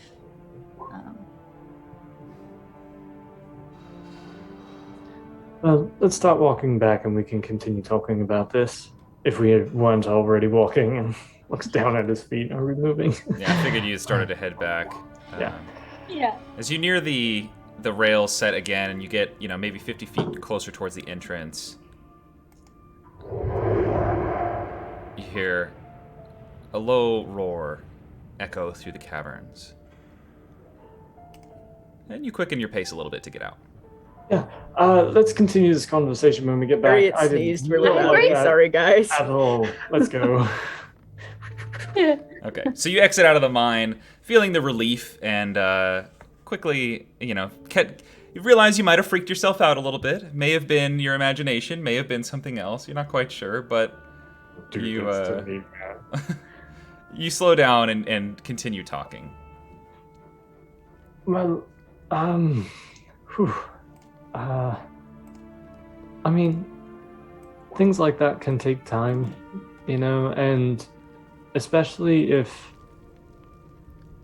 and I don't want to say that you have to put in all the effort, but if you show somebody that you're committed to learning more about them and you approach them multiple times about it, and even if you just have like specific questions or things that you want to ask, like, we could do like a ask an Ira question every day thing, and you and I can brainstorm what that question is, and then that night you can go and ask her, and from there things will just, I mean, you know me, I talk about things and then I start talking about other things, and then those other things progress into other things. Like that can happen too with an Ira, and maybe that can be a window to learning a bit more about her. Just start with something generic and then see where it goes. I can do that. So what's the first question I should ask her? Well, do you know anything about her family? No, not much. Ask her if she has any siblings. I'll tell you what, elves usually don't have siblings, but if we do, we love to talk about them. All right, I'll ask her about her siblings. There you go. But yeah, I think that could be a good way to just, if nothing else, just show that you care and that you want to, I don't know, be a part of the life, I guess. I don't know. I don't know what goes on in that head of yours. Fix whatever problems it is that you have with an Ira, that you're committed to that, if you know what I mean. Okay. Thank you, Forrest. Yeah, that was a lot of word garbage. I hope you got something out of that. Most definitely, yeah, I did. That freaked me out a little bit. My brain is, whoa. I know, it's like when Harriet's asleep and she's having an insane dream, and it's scary. What? Do you not hear Harriet growl in her sleep? No? Oh my gosh, she's been doing it the whole year we've been together. Really? Yeah. I'm gonna have to listen to that next time. Yeah, just pay attention. It's horrifying. I will do that. I will do just that. Thank you, Kanan. That was valuable information. All right. About this time, you all make it back to the octagonal tent structure. You pull it in. You open the door and step inside, and immediately see, you almost trip over Zelene actively running the tripwire across this. Oh, I thought maybe you had decided not to come back. I am really excited to use these. I am really excited for you to use those as well, so no apologies necessary. Xarius is trying to find like the furthest point from all the entrances so that he can like get some sleep, and even if things explode, he like might be semi-okay.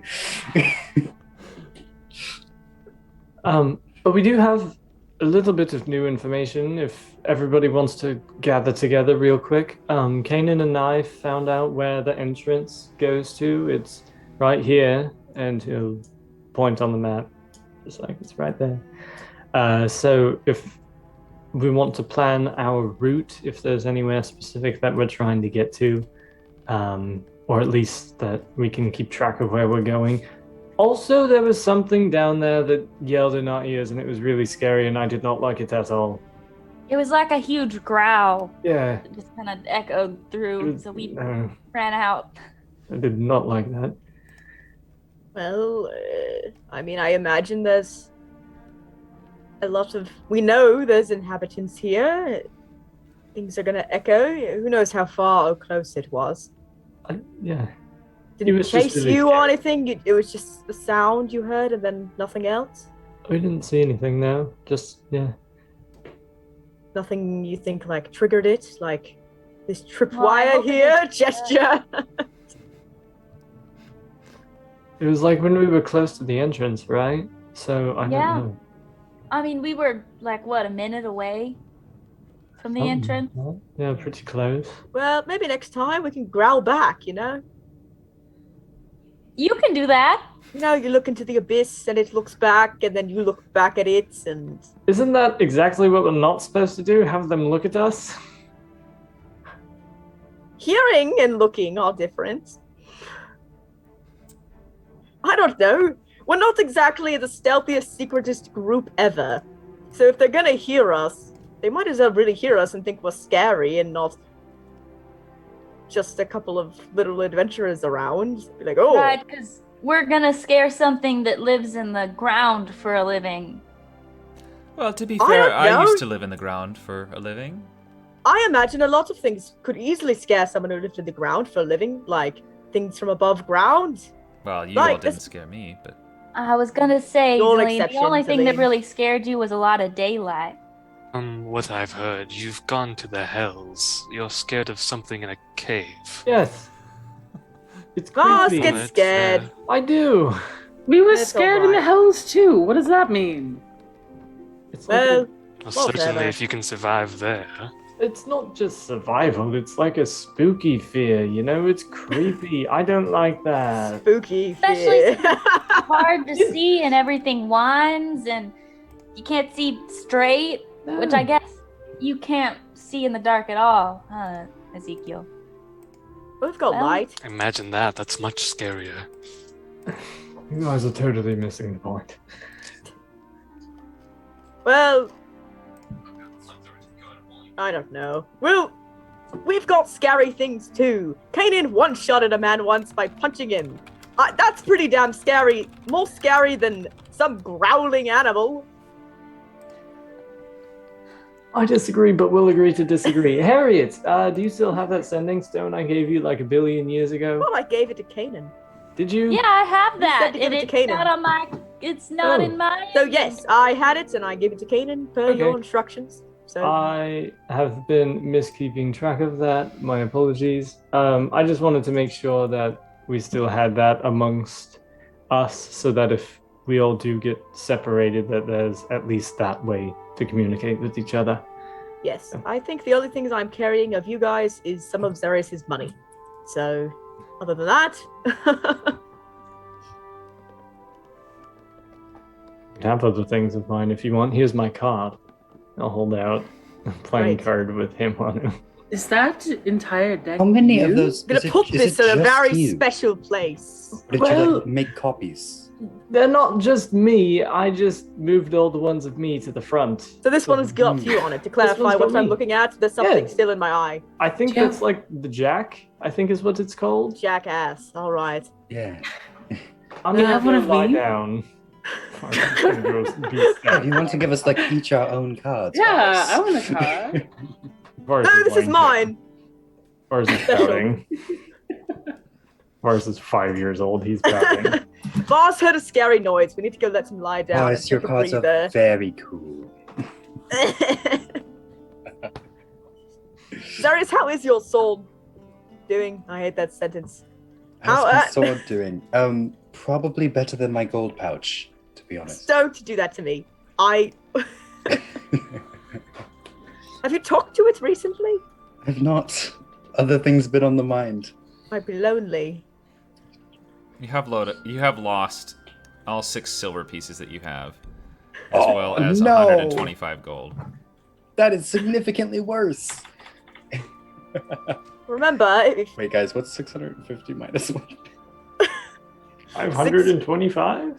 Thank you. 525. I know math. No, you don't. I It's the believe one thing you. I'm good at, but I just don't want to put effort into it. Well, I'm just saying, if we're going into some big battles with apparently scary noises in the caverns and other things, maybe making sure our weapons are friendly. Weapons are on point. Yes. On point. All right, Harriet. I will check in with my sword. Make sure its mental health is doing well. It's good to be checked in on, you know? I don't know, Zarius. I'm losing my mind. Do what you want to do. I'm making more tea. I think I'm on my 8th cup in the last hour. If you're going... All right. And you all notice Zelene has made basically a rat's nest of rotted rags and old clothing and trash and stuff, and she's you can see she's settling into it, yes, I'm gonna sleep so good. Looks like you really, really made quite the comfortable spot, Zelene. Yes, I have, and you can't sleep here. Oh, I wasn't. Don't worry, I prefer sleeping on warm rocks. Yeah, I actually have a bedroll. Bedroll? What kind of heathen? Oh, look at King Zarius sleeping on his bedroll. You had a bedroll too. What did you do to it? It's here. It's just under the stuff. Okay. King Zarius. All right. I do like that term though. King Zarius. Maybe that's what the title I'll give myself after slaying Tadriel. Oh, big talk from King Zarius. Big talk. You know what, King Zarius? Dethroning. Zarius, I'll make you a deal. You slay Tadriel. I'll call you King Zarius. All you want. All I want. I don't think I'll call you king. I think I'll just it's keep I'll honestly do it. a little too flashy for me, to be honest. Oh. And get all right. Oh, King Zarius, too cool to be called king. He's hip with the people. I He's prefer my down with the liege. kids. What is up, fellow plebeians? What is up, fellow poor people? We're back to What is the time going we on? pretended to be Zarius Zarius' becomes an slaves elitist. in hell. Oh my god, I do remember that. Oh dear. Yeah, you're right. Okay. Well, Zelene has trapped the front and back entrance with those traps, and she is settling in for the night. And what about the Well- rest of you? even though we have these nice traps here, I don't much want my wake up call to be a massive booming noise and dirt and possibly bloodied whatever comes in. So I'm gonna take at least one watch tonight. If any of you guys also want to do so. I'll take one at some point. I'll take the last one. I can do the last two. Get my 4 hours in now to pout. I'll stay up these next 2 hours. I'll take the first watch.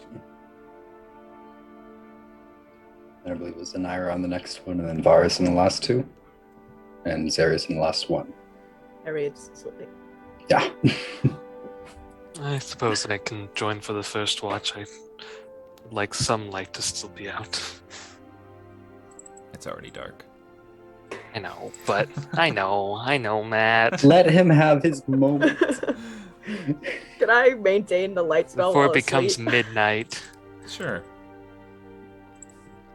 I also have a lantern. I could just put that on. It's fine. Sure, yeah, I mean, guys. you're in a building, Fine. so... Exactly. I'll just it's not like I'm not like trying to see 10 miles off. I'm gonna redo my spells right now to only include things with light. I'm just saying I'll take a watch, okay, guys? Sounds great. Well, we can move through each thing if you all would like. So, you do hear the rain start to fall again outside on the outside of the building, but it's nothing serious. It feels just like a light, kind of a light drizzle. But Kanan, you are up first, along with Ezekiel, right? Okay. So you two, if you'd like to, go ahead and make perception checks just to see what's going on out there. If you're going out of the building, you're going to have to make dexterity checks to avoid Zillion's traps. I prefer not to. So you can stay inside if you'd like. Or, yeah, okay, it's 24 for perception. 14. Makes sense. Kanan, I think, probably has a little bit better hearing, having larger ears. But, yeah, you don't really hear much aside from the drone of the rain falling on the building's exterior. Again, it doesn't seem like a really heavy rainfall or anything, just pretty standard stuff that you've been seeing. But you do hear, the thing you do notice is Zelene curled into a nice tight little, wrap there, and you hear just every now and then while she's sleeping. Aww. Cute.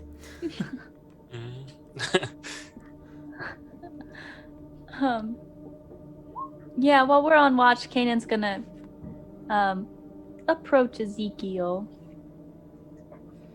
I'm just joking. So, you fought in the war, I don't know, was it 25 years ago? Something like that, at least, yes. Hmm. I imagine you lost quite a few people in that. Quite a few friends, allies in that. Quite a few afterwards as well.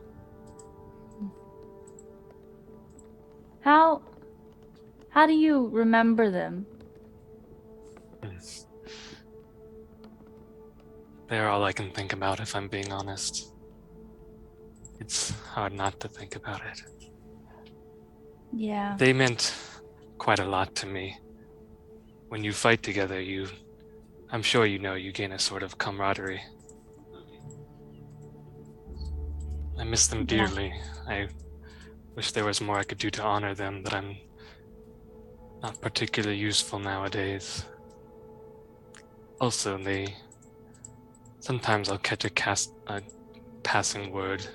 The spirits. You can speak to their spirits? Unfortunately, I cannot choose whom I speak to. It's more like being in a large crowd and every once in a while picking up sentences and phrases here and there. I still hold out, though, that someday I might hear their voices again. That must be really difficult. Being able to, I don't know, always living with the thought that you might hear them, but you might also not.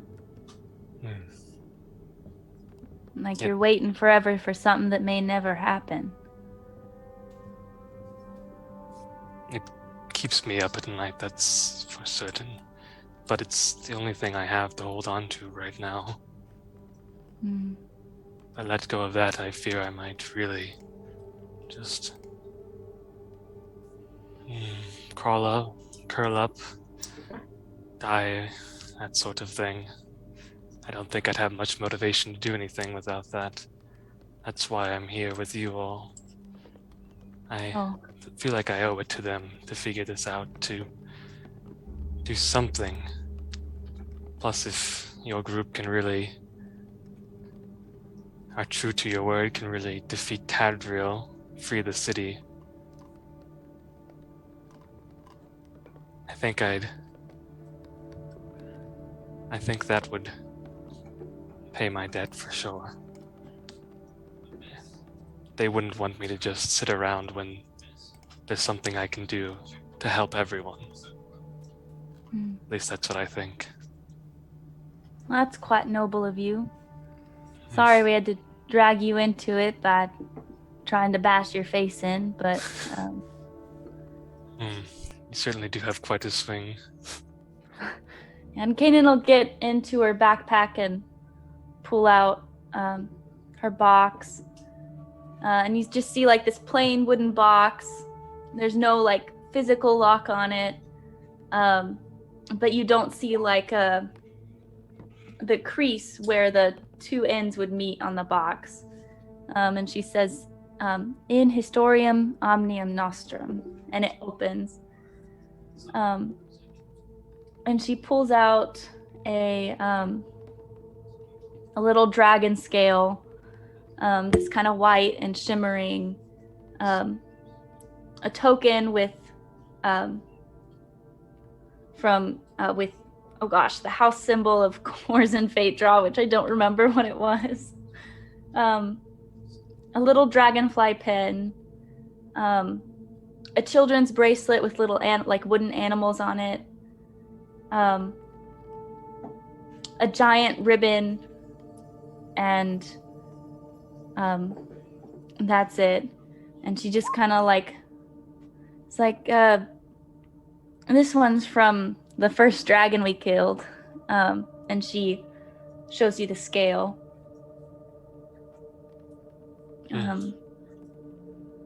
Mementos of some sort. Pardon me? I said mementos of some sort. Yeah. I hope to one day make a book out of it. But I don't know how to do that yet. And this pin here, Harriet wore one for the longest time.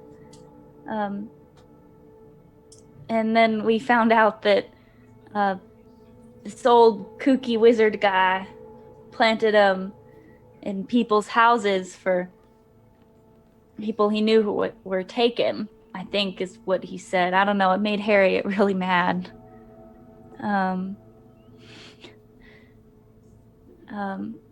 It's when we first ran into Corzin and everything, and this bracelet here, and she'll hold it out and hand it to you. This was a kid named Fowl in the first town we stayed here at. And we inspired a group of kids to be brave and do things that we did that they wanted to also do. And Corzin got a hold of them, and this kid died at the hands of Corzin. I don't know. Sorry to hear Reminds that. me to always be careful the messages I'm sending those around me, I guess.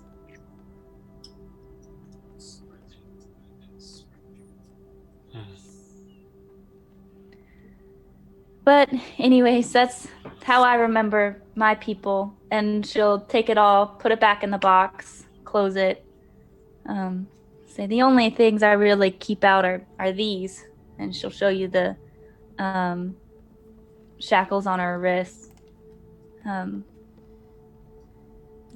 of a mentor of sorts had these. Was the guiding soul of our group for the longest time.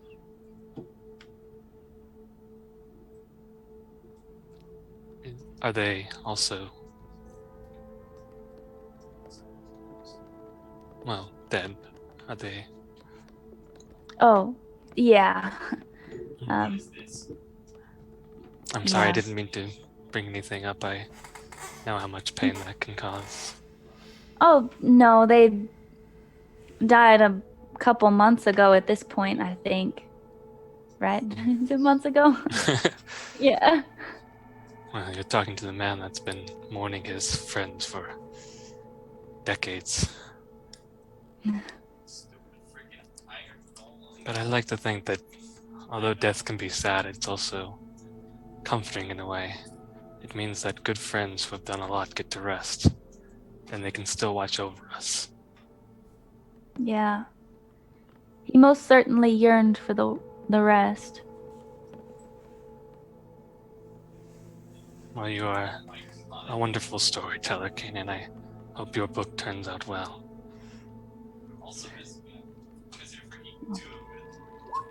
Thank you.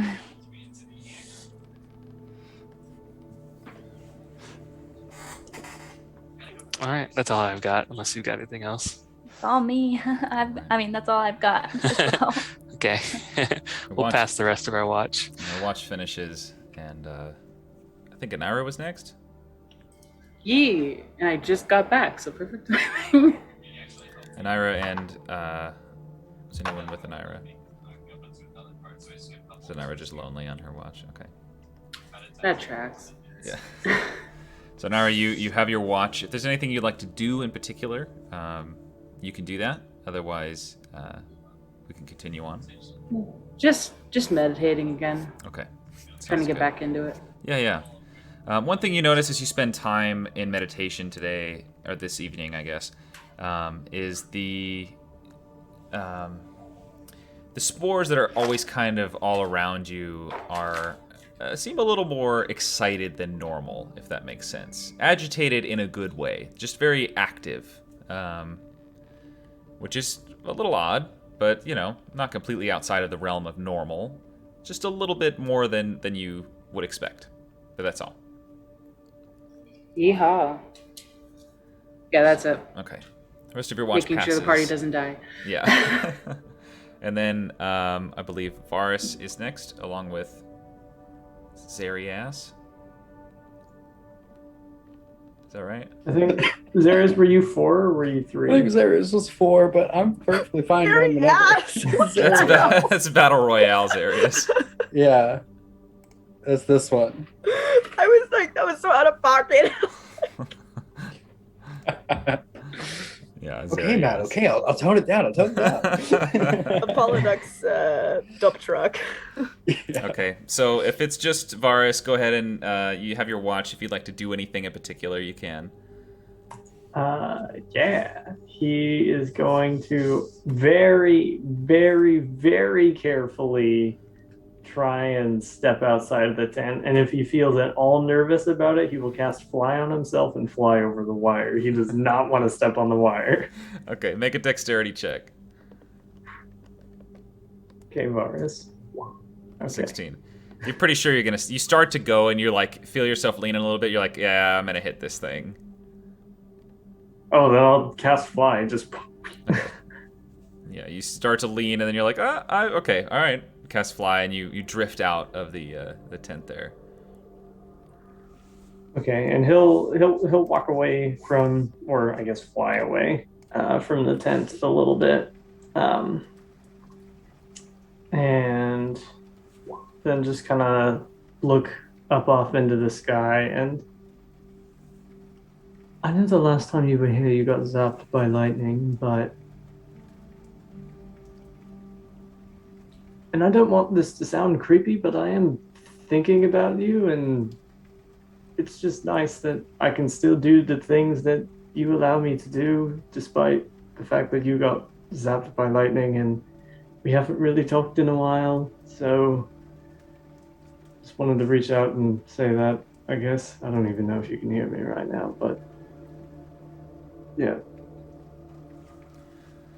A moment passes and you feel the rain kind of starting to soak through your clothing and your hair, and you just hear, as if spoken from directly over your shoulder behind you, you just hear a, "Go to sleep."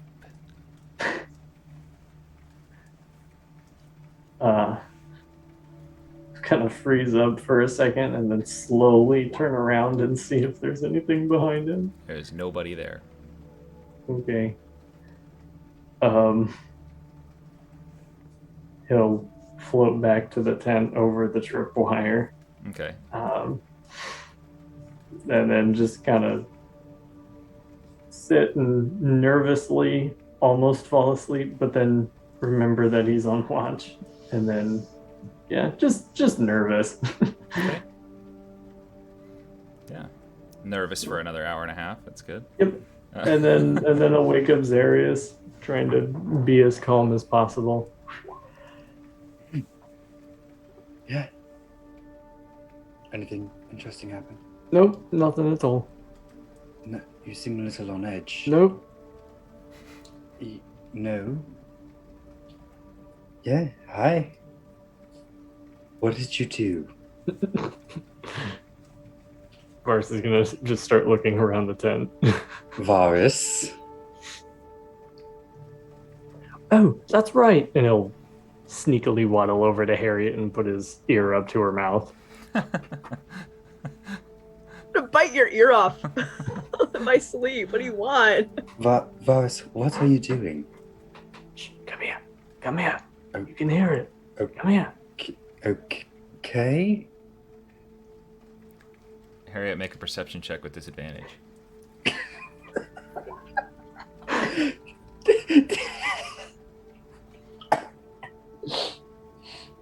need us to make stealth checks? I would say the two of you, Perception. make stealth checks, and Harriet make a perception with disadvantage. Oh, please roll low. Oh. Oh. Harriet is out. That exhaustion really caught up with her, and yeah, she's feeling it. The kids picking on the mom who's like trying to fall asleep. Wake up! Voss, what are we listening for? According to Kanan, sometimes she will roar in her sleep and it's really scary. So I wanted to hear it. Do we need to be this close? I feel Yes, like we do. We do. Yes. Yes. I feel like we could get the same roar No. while not hovering over her. No. No? All right. I'm going to sit here for the next 2 hours. You can do whatever you want. Okay. 2 hours pass. That's it. All right. The rest of your watch, like I said, passes, and you all find yourselves waking up to another wake bright up Right at the end of the watch. Varus apparently right in my mouth. Bars will move away from you like as you're starting to stir, but yeah. As far as Varus, are you trying to get a nap in anywhere, or are you staying up? He needed the 4 hours, so he took the first. No, Oh. because you can sleep. You just don't need to. You know what? Bars will try and put in a nap in that watch. Okay. Second watch. All right. Yeah. Don't sleep on my mouth. Don't have your fetch Is vision Varus near asleep me. like at the end of it? Up to you, Varus. I would say probably in the middle of it. Oh, dang it. Okay. Okay. Varus, it takes you a little while because normally you do meditate and do your trance state at night, but you do you lean back. You've slept a lot before. It's a normal thing to do. You feel yourself drift off to sleep, surrounded in the cool black of your dream state. And soon enough, you hear that clacking of dress shoes on tile off in the distance. You feel yourself almost like you're trapped in water or in a pool, and you try to turn quickly, but your body is sluggish and slow. And you look to see Fetch, dressed not quite as nice as you'd seen him in the past. He looks a little frazzled, like he's been stressed a little bit lately. His tie's a little looser than normal. Scarf is a little bit less kempt. He approaches, hands kind of clasped behind his back as he walks, and you notice that he appears to be in this sort of drifting state as well. You find your hair drifting up and floating as if you're in water. He seems to be in this as well, just a little bit less so than you are. He approaches and kind of circles around you, looking you over up and down, really examining you, and he says, "So, it's been some time, Varus." Yeah. And here I am, relegated to speaking with you in this dream state. Hopefully we're gonna fix that though, right? I despise the dream realm. Everything feels wet.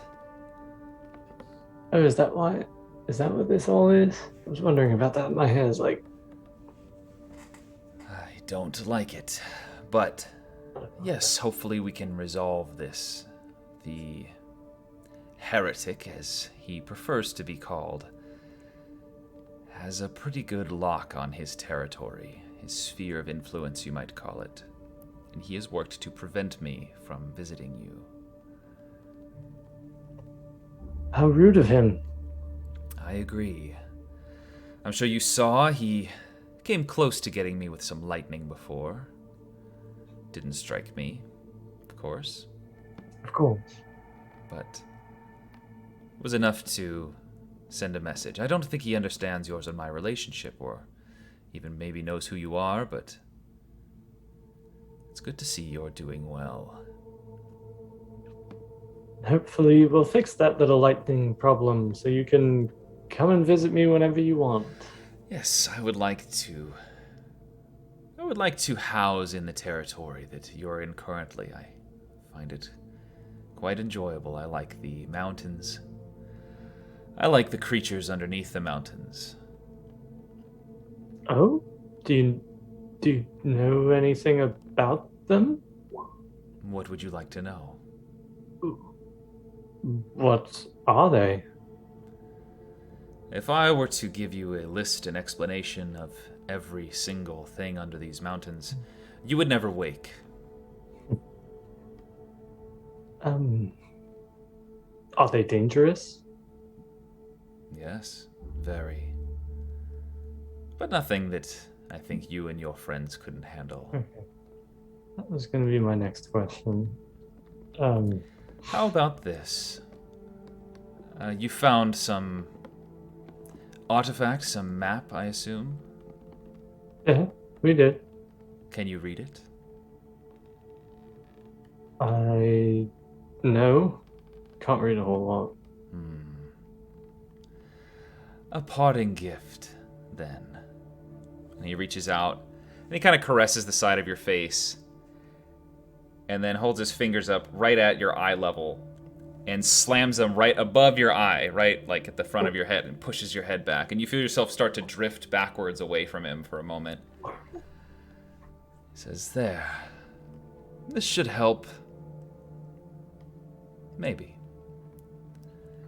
When you wake, look at the map. I don't know how long my influence will last here. Thank you. While you're down there, do be careful of the Celestial Gate. That's the plan. Do you plan to, I don't know, do any favors for that angel friend of yours? I guess a friend of a friend. Oh. I honestly don't know. I have a feeling if we can, that my friend will probably do something, and I would offer to help him if that's okay with you. For now, it seems that the angel is a bit unpredictable. I may have underestimated her. I'll be sure to keep my eyes out and let you know if there's any trouble for us, you, Of course. us. That would be wonderful. If you see her, please let me know. I will do just that. Our time is up. I can no longer stand being in this disgusting plane. Goodbye, Varus. See you soon. Goodbye. And you drift off into the black. And wake a few minutes later. Shake himself and then go and waddle over to the map. Okay. Take a peek. About everybody at this time is starting to rouse. Yeah. I assume Harriet's making tea and... Tea time. You know it. Tea time. So you pick up the map Perfect. and you take a look, and you look at it, and it's the same. Nothing has changed, right? You're staring and you're like, well, okay, what am I supposed to be finding here? But as you look, the letters start to rearrange themselves and move about the map and kind of shimmer and shudder. And you get the worst headache that you have ever gotten in your life. It's almost blinding. But you force yourself through it, and you start to look, and you see a bit of the legend becomes clear. Not all of it, but a few bits and pieces. So, the B you read as Behir. The T is troglodyte. Oh, no. At the top right, in the blue there, you read, "They began to eat themselves." And below it, "had to block off." Darius, come here. Come here, Darius. I need you to write some things down for me. Yeah. Come here. Are you okay? Oh, Come, yeah. just Yep. come yep. here. I'm here. I am here, This boss. B here says be here. The T is Mhm. troglodyte. And Yeah. then this blue part right here, they began to eat themselves, had to block off. That's comforting. That's what this says. Mhm. Oh, The one on the far left is Yeah. the last one that you make out. It says, "They hunt us in the dark." and then I'll have Darius write that down as well. Well, Ah, wow. how'd you manage that one? My head hurts. That's how. Oh, been there, buddy. Harriet, do you have that tea ready yet? I'm already on my third cup, Varus. Can I have some, please? Your Yes. ability to scarf down tea never ceases to amaze me. You know, I'm still on my first cup. Oh, that's all right. I haven't even started mine. That's why I'm the one who makes it, because I'd feel bad if I ever asked someone to make tea for me, because I would consume so much. Anyways, Varus, How Here do you you go. fit that much in that pot?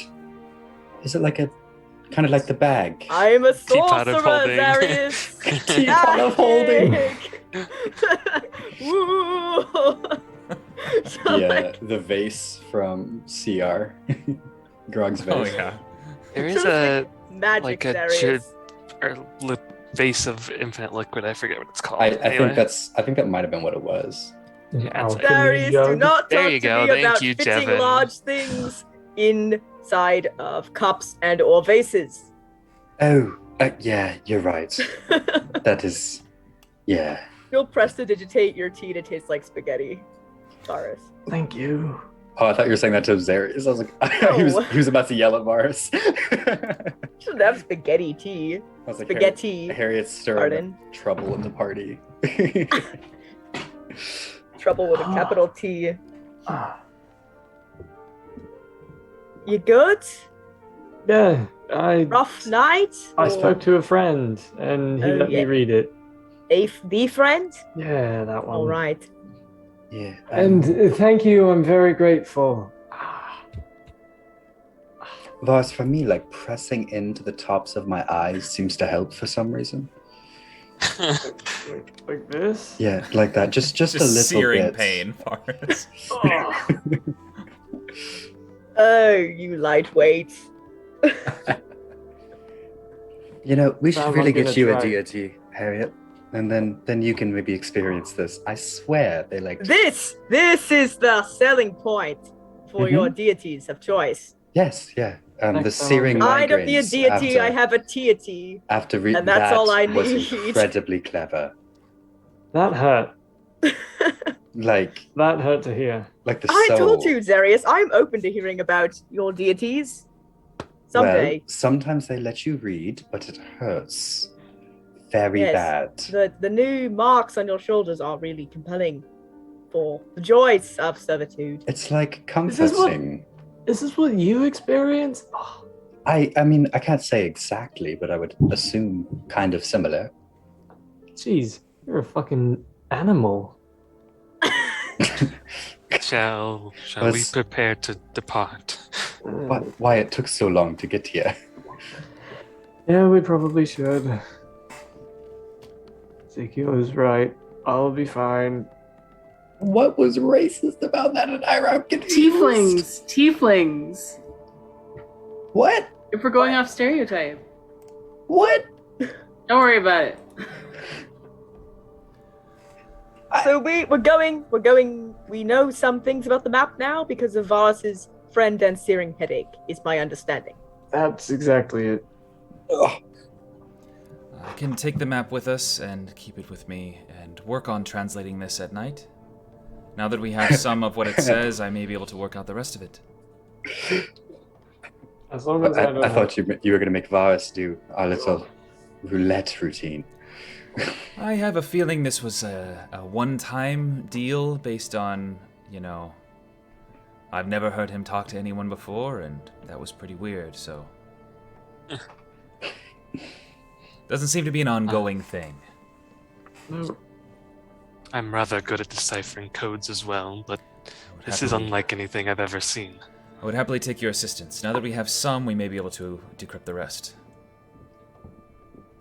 Typically, you need some sort of cipher or something of that nature, yes. Well, no time like the present to, I don't know, hurl ourselves into the unknown and die. What do you think? Everyone? Well, I've full on tea, so that's how I want to go. Let's do it. All right. Downward?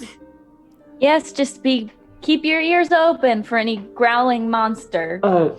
Is the boom boom tripwire still there? No.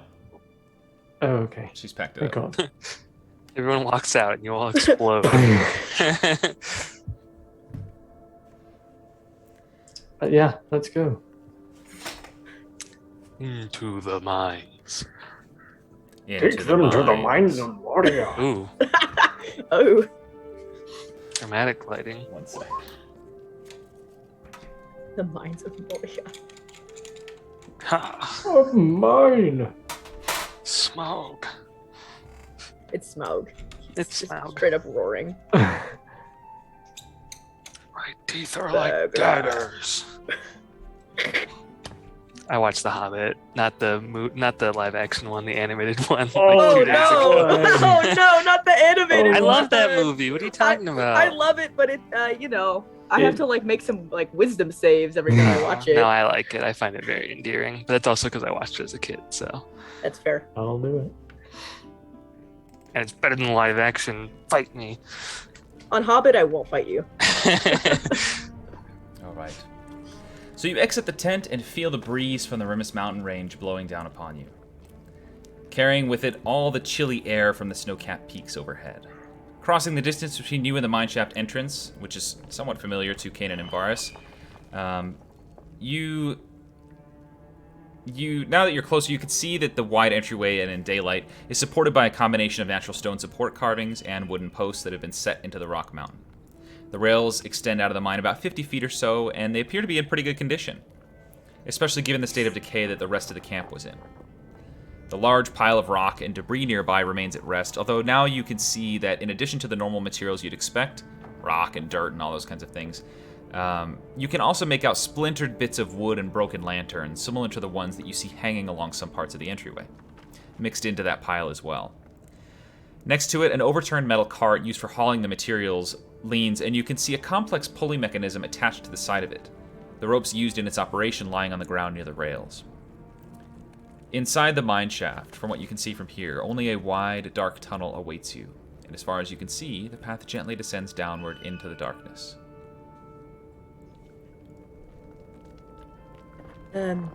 Ezekiel, do you need a light? Do you have a lantern on?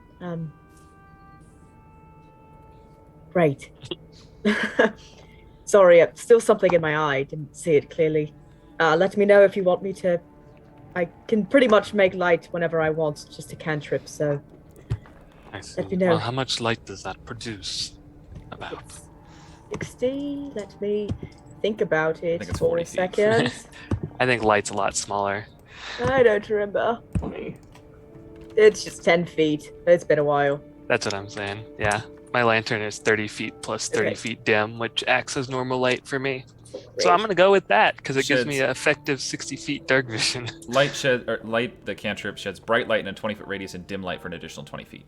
So, 40 Okay, feet. So 40 feet's pretty good, but 60 feet's better. As you all begin to venture downward, Zelene takes a last moment to look around the grim gray sky overhead and takes a deep sigh. Onward and downward, it seems, to allies in low places. I've got friends in low places. Down to Goblin Town, down, Goblin Town. Okay. You descend downward into the mine shaft and quickly leave behind the dim daylight from the cloud-covered sky overhead. the breeze from the mountains has ceased, and now all you feel is the dry, dusty air and the weight of the towering mountains overhead. You push forward, the small window of light that is the entrance of the mineshaft shrinking until it has completely disappeared, and you are left in total darkness. Minus the light from Ezekiel's lantern, and maybe Harriet's staff. As you continue descending further into the mines, you can almost make out the faint noises of activity further down in the depths, though how much is real and how much is your imagination is unclear. The large cavern you've entered into has begun to curve to the right, and you find yourselves following the rail as a sort of guide, while the ground underfoot has a thin layer of dust. You can just make out the need to make a survival check. Just 2 people. I got one. Got you. Oh, I can click it. are we surviving? Who knows? I hope so. 23 in? Yes. Nice. I think we're surviving, maybe. Yeah, with those rolls, you discover something, especially for you, Harriet, strangely familiar in the dust. Like Something that looks similar to the footsteps of a certain scaled member of your party, though clearly larger. What the hell, George? Sorry. This single set of footprints tracks forward and around the curve, and as your eyes are cast up and you round the bend, you also see the footsteps that Varus and Kanan left the night before. As your eyes are cast up and you round the bend, you see the pathway in front of you split into 3 separate paths. One straight ahead, one that curves slightly to the right, descending downward, and one that veers off to the left. The footsteps that you noticed before lead up to the center of the chamber, curve around, and break off into each of the 3 paths, with no steps backtracking, as if who or whatever left these tracks simply split into 3 different people. Is anyone else seeing these tracks here? Kind of draw attention to them, to everybody. Oh, is that what Varus and I heard last night? Because I don't remember those being here. Do you, Varus? I mean, were you looking for tracks? Yeah, I wasn't looking. I don't know if you were. No. Great. So you say the tracks end there? No, they continue, and then it's like the person went to the right, and then they went straight forward, and then they went to the left. Oh, so there's no like they went this way and then turned back. It's just they just split into 3 people. It's much worse than them stopping. Yeah. All right. You've got a choice, I guess. What's going on? Well, Something the matter? we do know that this one here to the right has the big unsafe over it, so probably don't want to go there. Actually, I've been thinking about that, and Oh, we really want to go there. yes, that's my thought. What if whoever left these notes is trying to lead us away from safety? They did lead all of those scary messages, right? Maybe they're trying to shoo us away from the path that we're actually supposed to follow. I feel like, whatever we're looking for probably isn't safe. So either way. I noticed something about the map, though. The one section that Varus pointed out that said it had been blocked off.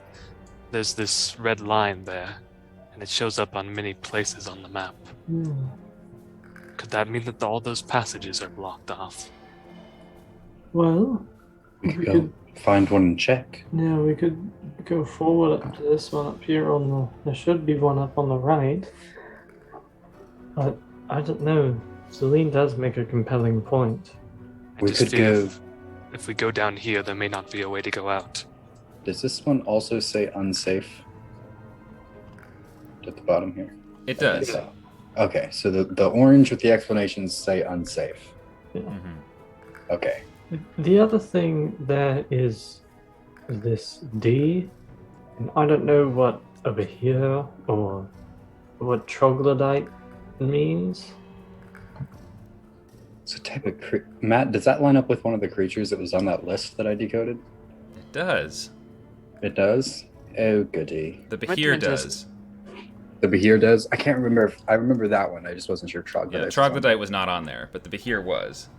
And the Behir is, I don't know if you know what they are, but I do. If George knows. George knows what they are, yes. Okay. I would say, yeah, Zarius has heard these rumors and stuff, and you would have had time to, like, ask Celine and, you know, learn about these things over time. No problem. It's been a couple of weeks, so no problem. I would say that you have some knowledge of these things. It's the giant, like, lightning lizard, right? Yeah. With legs. Yeah. Very anti-dragon. Yeah, very, very fun. Well, I'm not entirely sure what the troglodytes are, aside from local myths and stuff, but the Behir did line up with that list that we had decoded about things coming from, well, here, the gate, the caves, down below. And that's kind of a giant lightning lizard anti-dragon thing. Oh. Big scary monster. Sounds very healthy. Yeah. The reason I brought it up, though, was because there's D in here, so maybe that D means there's some scary creature in here, maybe. Probably. If this map is to be trusted. Maybe the D means defensible. That could also be true. And what is stopping these creatures from moving? When was this map made? They've all just signed a written agreement to stay where they're supposed to be. This isn't like New Calamon and contracts or whatever. Okay. Many creatures do have nests, though. Oh. They wouldn't stray too far. It's worth checking. Look, we've So got what do we 3 want? choices. Yeah. We could I go just wish you right could- and then go over here and check if this is blocked off, and then if it is, we know that all the rest of them are blocked. So we check 2 theories at once. It's also very possible that this room to the right is unsafe, whatever that means, so... Yeah. Sounds like our cup of tea. It's one way to figure out if unsafe means unsafe. I'm okay with going Oh down my there. goodness. I won't feel safe and secure about any of these. So if we're going down this one with the intent of understanding the map more, I can As support long as that. the rest of you go first. I can go first All if right. I make you feel better. I'm not eager to go into a place labeled unsafe. I do have a fair amount of experience living in caves and navigating, so I'm happy to go first. This is If you want to go first, Fars can follow. I'll be and then- close behind. Yes. Maybe not too close. Harriet and Ezekiel maybe stay a little back with the lights, and then... Oh, Harriet, you Oh. can see now, can't you? It's true, I've got my belt. I've got me belt. She says it in Dwarvish. Harriet, I've got me belt. No one else can understand. My thing is, Check out me my thing fancy with belt. Harriet and randomly being able to speak Dwarvish is she never learned any other languages. Like, she always just spoke Draconic and Common, and then one day woke up being able to speak Dwarvish. So, like, I feel like she doesn't have good command of being bilingual in that regard. Yes. So it's just, like, happened. You say belt, but in Dwarvish, so it's just like, I've got my... Belts. Helps me see. You've got your what? I'm sorry. Oh, belts. Let's Oh. just go. If we're gonna die, I'd like to do it sooner than later. Alright. Don't let I'll friend move hear you. that. Off to death. Oh no, it's a map. I've got a Oh, hot God. date. You've got a hot Yes. date. I'm With death. suddenly realizing that unsafe might actually just mean unsafe. Yeah, you guys think. Yeah. No. What?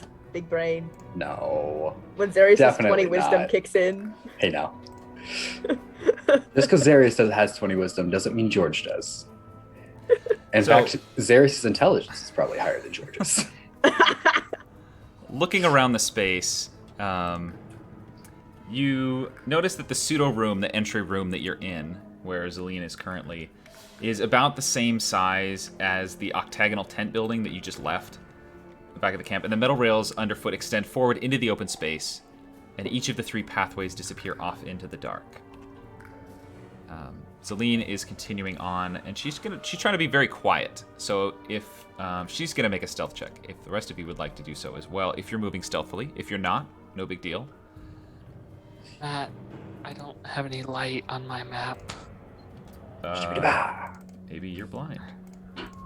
I'm not this time. I made sure. Make sure you zoom and scroll down. So you've too, got 'cause 30 feet Now I bright see light that. and 30 feet bright light, 30 feet dim light. Okay, there you go. I Although forgot because to of my put light. feet, yeah. There we go. And Ira is in the back of the group. Yeah, so set up your order of march. All right. Yeah. That'll work, I guess. Horace was told not to be too close to Zelene, Yeah. so he's staying 10 feet, And definitely a stealth I check. think. Zarius is gonna stay with Varus. Yeah, Harriet really crushing that stealth. You probably never rolled a stealth roll that well. This is one time. So I would say, Ezekiel, since you're holding a big lantern that's light, I mean, you're moving very quietly, but you're not hidden in anything. That's fair enough. Yeah. So I would say you can either roll again, so we'll just do disadvantage basically, or I can just Okay. knock it off by 6. No, I'll do a second roll for you. Okay. 19, still pretty good. Much less. Okay, so Zelene looks back over her shoulder as she begins to descend down these natural steps there, and just mouths, "I have a good feeling about this." Oh no! And now back, I don't. Suddenly, I really don't. Oh, her so much. Yeah, there we go. Yeah, she's moving. She's moving pretty quick too. Good feeling about this. Are we just free to move tokens? I'm not yeah. sure the etiquette of this. To a point, yeah. Don't go exploring out everywhere, but yeah. Are those That's bones? fair. So you push ahead down the slightly more narrow pathway to the Oh, right, jeez. and They're find it moving. immediately turning sharply. Climbing down the steep natural steps, you see a long cavern spill out before you, the end of which is out of sight. This path seems to be particularly dry and dusty, making the footprints especially easy to follow. Zelene continues ahead, leading the group by a distance of 10 to 15 feet, and soon you come across something peculiar in the dust. A large amount of mining debris, tools, and clothing that appear to have been crushed. Looking around, you feel compelled to make a perception check. Absolutely. Just 2 of you. I'll do one since I'm in the front. Okay, I rolled it's pretty a good. 4. Good enough. A 4, and you still get a 13. Yeah. So, you see evidence that this path was previously caved in. Parts of the ceiling overhead have been patched with some form of cement, and numerous support beams have been haphazardly installed, though they do show signs of deteriorating. The cave-in must have been cleared out some time ago, though you're not sure when, and from the evidence that you have in front of you, you can't really make a clear determination. Is there anything that you all would like to do?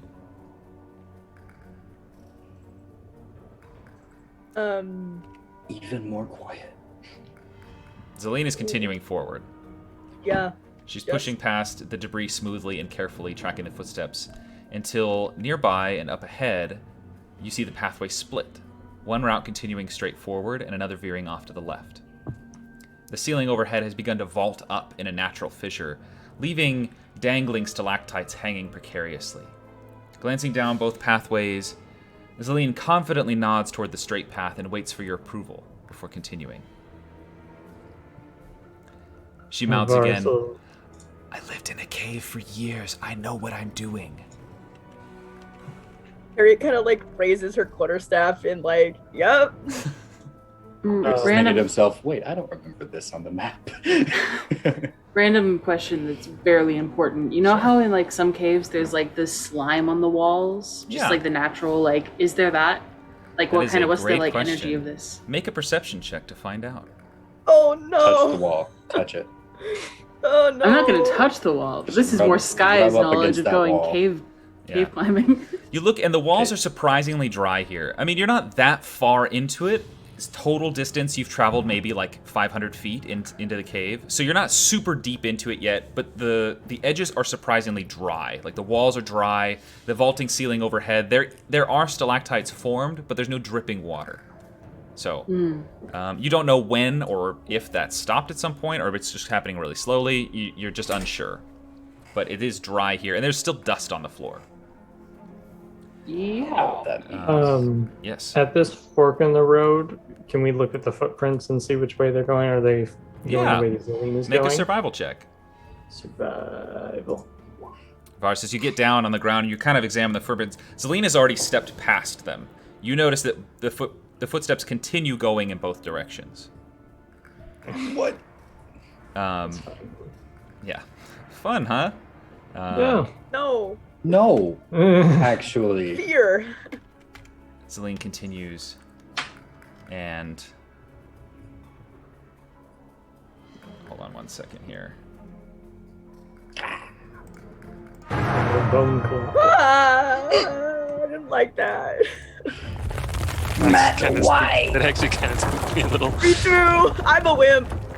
You hear a slight twang, that. like a tight string being plucked. Then you The hear Zelene twang say, is back. "Oh!" before suddenly a huge cluster of massively heavy stones tumbles Zelene! loose from the ceiling overhead, apparently held in place by a hidden wire.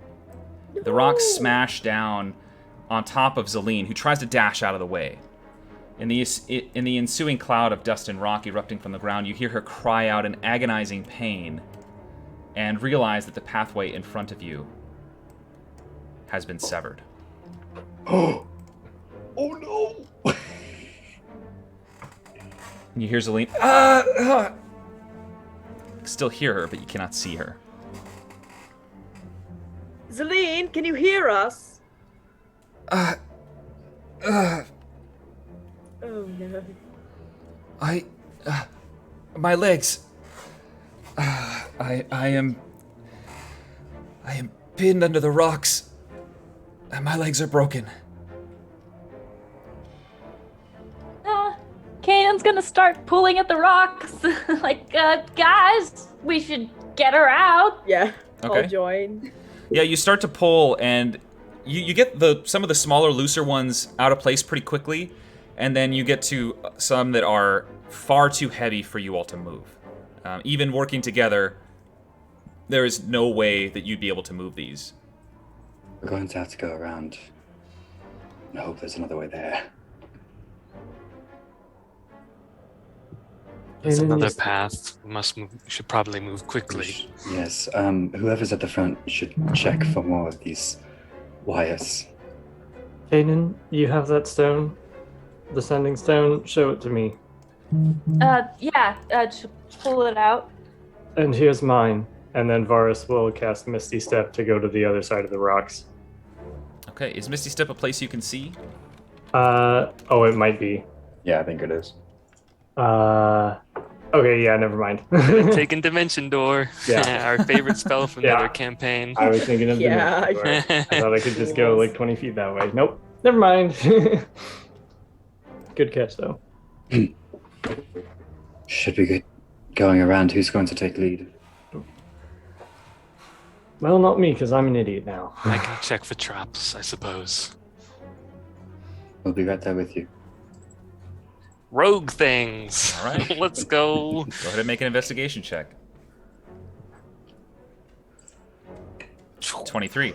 You got a pretty good handle on the environment now. You were a little, it's not every day you go spelunking, but you got a pretty good handle now of what to look for, at least as far as those traps go. And you're going carefully along the base, making sure that you're following the footsteps and also watching out for any of these kind of traps. Ezekiel, what's your AC? I don't like that question. 15. 15.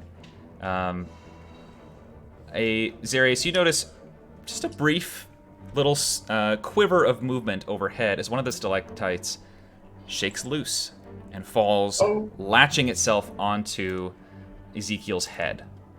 Oh, it's one of these! I know what You these are. blind. I know what these are. And- Gosh dang it. You take 4 points of bludgeoning damage. Darius will Trying to do math Let's here. go draw ahead his and roll sword. initiative. I don't even have a token. I just put it on top of your token.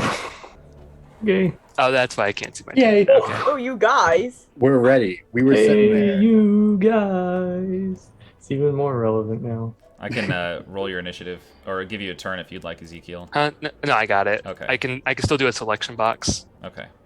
and that gets me my token. I'm trying to. My Roll20, my character sheet wasn't loading. You're so good. I'm No re-rolling. problem. And what the heck? I'll give Zelene a turn too.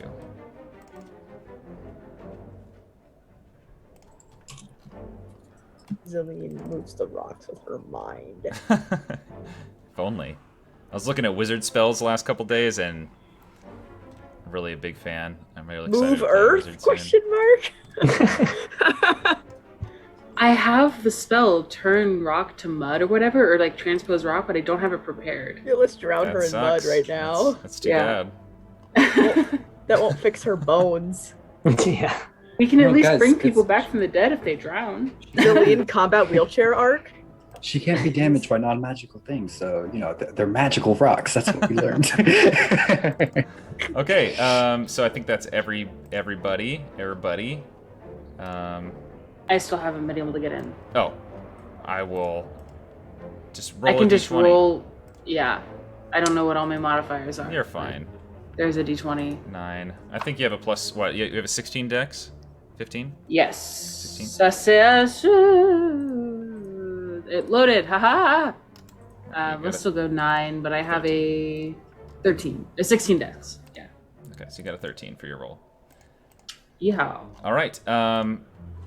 Varus, you're up first. You see this thing drop down on top of,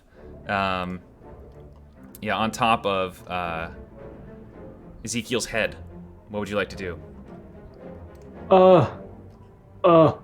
I hope this doesn't hurt you, Ezekiel, and he's gonna summon the sword and just try and stab at it. Trying to go maybe above Ezekiel's head if he can. Okay. If there's octopus there. Yeah. So go ahead and make an attack roll, and we'll just up the AC to C. Yeah.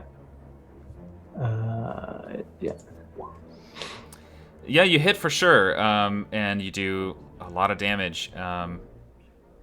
Ezekiel, you take 6 points from the first one, and 5 points from the second. I would make a sound if my head wasn't entirely covered by a Yeah, just- crab squid thing. Fear. Okay. Anything else you'd like to do, Varus? If that hurts, scream really loud. I don't know what kind of thing on my head. Okay. Maybe find some other way to take care of this. That's it for me. Next up is Zarius. What would you like to do? Zarius will take his sword and seeing that kind of really hurt him is going to, instead of like trying to stab it, I don't know if this is something I can do, but he's going to try to like get it underneath, like in between, and kind of try to like pry it off his head almost with the sword. I don't know if that's something he can do or not, but Yeah, you could try. I would say just make an attack roll. okay. Oh, not great.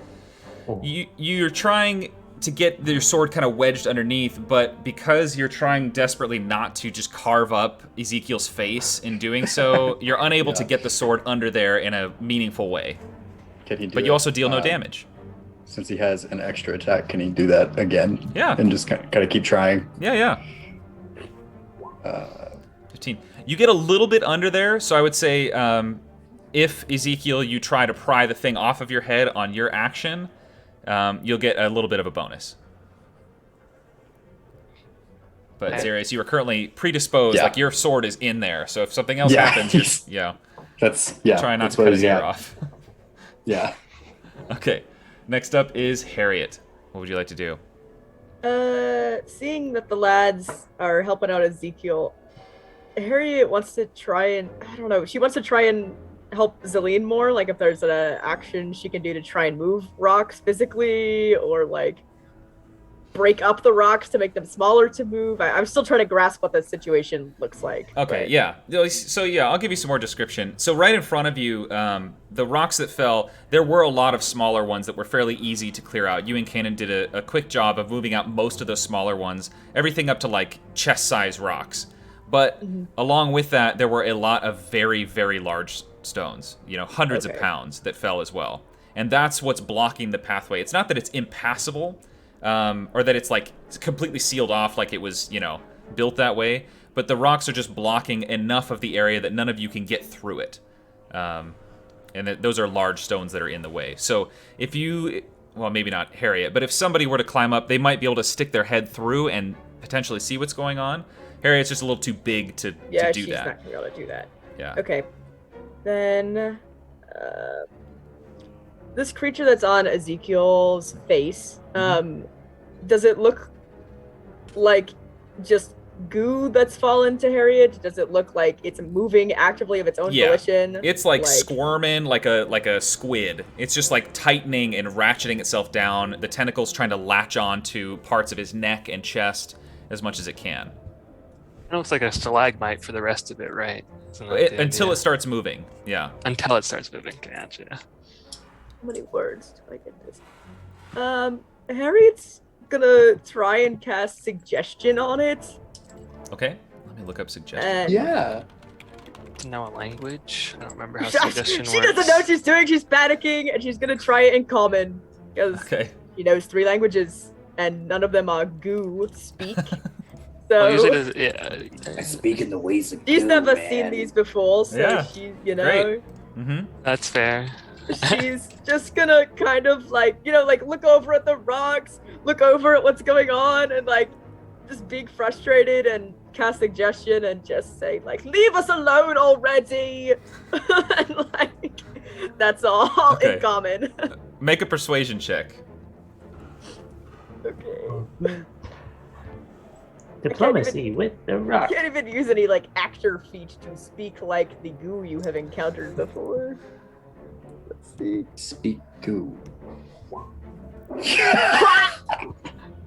Lord. Not gonna know what I said. You cast this spell, and for a moment, the whole thing stops writhing. It stops this squirming, writhing mass. And you see now the eyes on it, and it kind of like squints at you for a second, and then continues to just cinch down. Because it doesn't speak any languages. Suggestion, it has to be able to understand you. I do that as a player, but Harriet did fair. not. So I'm trying to think what Harriet would do. And that's what I'm you never do. I'm never What do you want me to against do? My other option, Brandon, was to pull out the Glock. I'm pretty sure there's other options than Glock that's or it. diplomacy. Nope, that's Glock, it. That's it. Glock and Diplomacy diplomacy. and my right to bear arms. Change the episode name. Okay. Glock and diplomacy. Freedom of speech and freedom of firearm. Harriet knows That's no it. other. Hold on. Harriet change doesn't the know episode that name. she doesn't have to have soldiers in her home, but she knows that she has the right to bear arms and the right to say what she The wants. pursuits of tea, firearms, and diplomacy. Varus, what's your AC? 20. 20. You Glocks. Oh no. are blind. Oh no. Yes. As this thing clamps onto your head, you take 7 points of bludgeoning damage. Zarius, you see another one of these stalactites shake loose and drop down on top of Varus. I only have one sword. And the one clamping onto you, Ezekiel, squishes down harder. You take 6 points of bludgeoning damage. Next up, it's Ezekiel's turn. I'm gonna try and pull it off. All right, go ahead and make a strength check. You can do athletics if you'd like, or I athletics. just found out it doesn't matter. 16. With the help of Zarius, you manage to get your fingers underneath where his sword is and not cut your fingers off, and pry this thing up off of your head, and it plops to the ground next to you, squirming and writhing, getting ready. It looks like it's getting ready to kind of get away. Cool. But that I'm is no your longer action. blind? You're no longer blind. I'll fix your vision. Thank you. Okay, and that's my action. Yeah. I don't think I have that many. Oh, wait, I'm a rogue. I have rogue bonus action. I'm gonna take the dodge bonus action. Okay. Sounds good. All right. Anything else you'd like to do? No, that's it. I was trying to figure out where Varus was, but I think he's under a squid. Yep. Yeah, he's All right. Next up is Anira. Yee. Eyes darting back and forth between the two squids, one of which is Varus right now.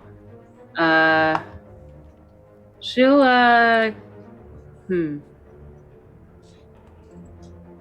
Is there any notable damage on either of the one squid?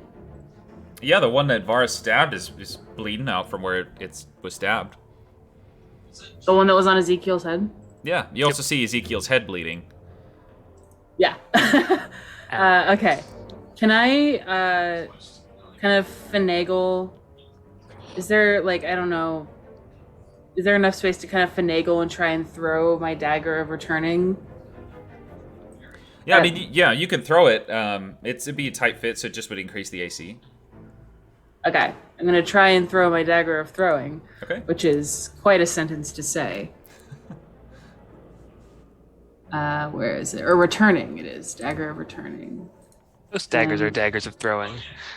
It'll actually only be, I think it's not +7, I don't think. So it'll be whatever my base, because the +8 is Shillelagh. Oh, I see. It'll be, what's my normal attack bonus?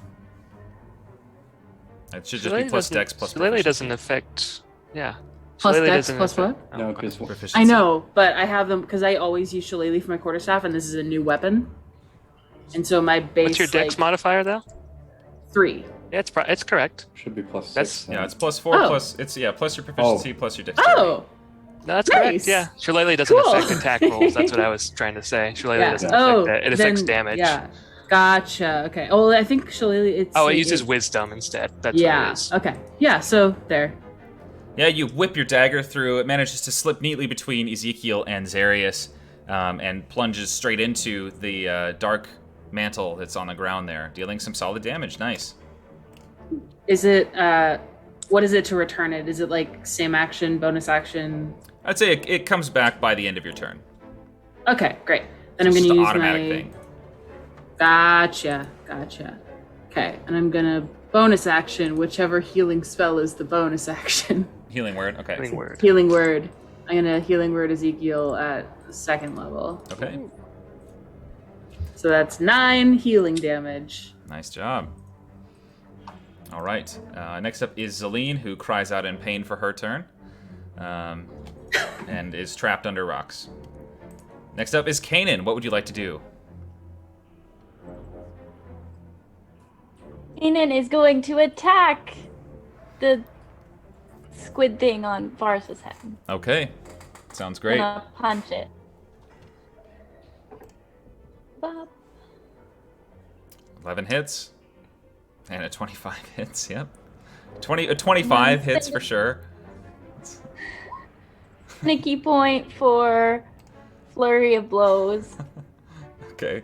Varus, you take 3 points and 4 points. So you take 7 total. And then you take another 7 total. Sorry. Yeah. Rest in peace, your headache. Yeah, Kanan, you just wail on this thing. Yep. And you And I'll can. move around it to Okay. the other side as I do. Imagining that sensation of having this like thing on your face and then also just getting flurry of blowed by Just- Kanan is such like a just to absolutely imagine what that pummeled. would feel like.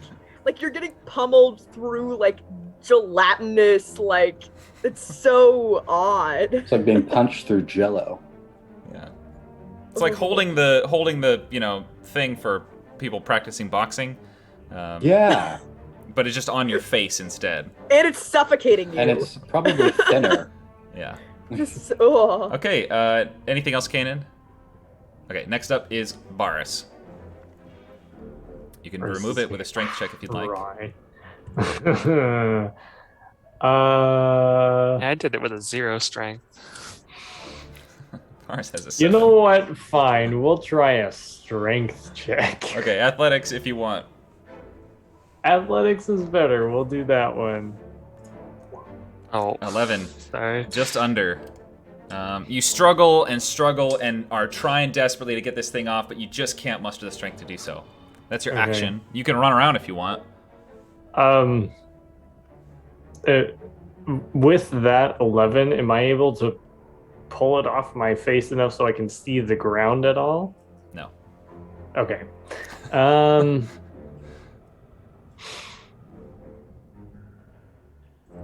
No, he's just gonna kind of stand there and like his arms are gonna drop to his sides, all defeated, just like This sucks. It's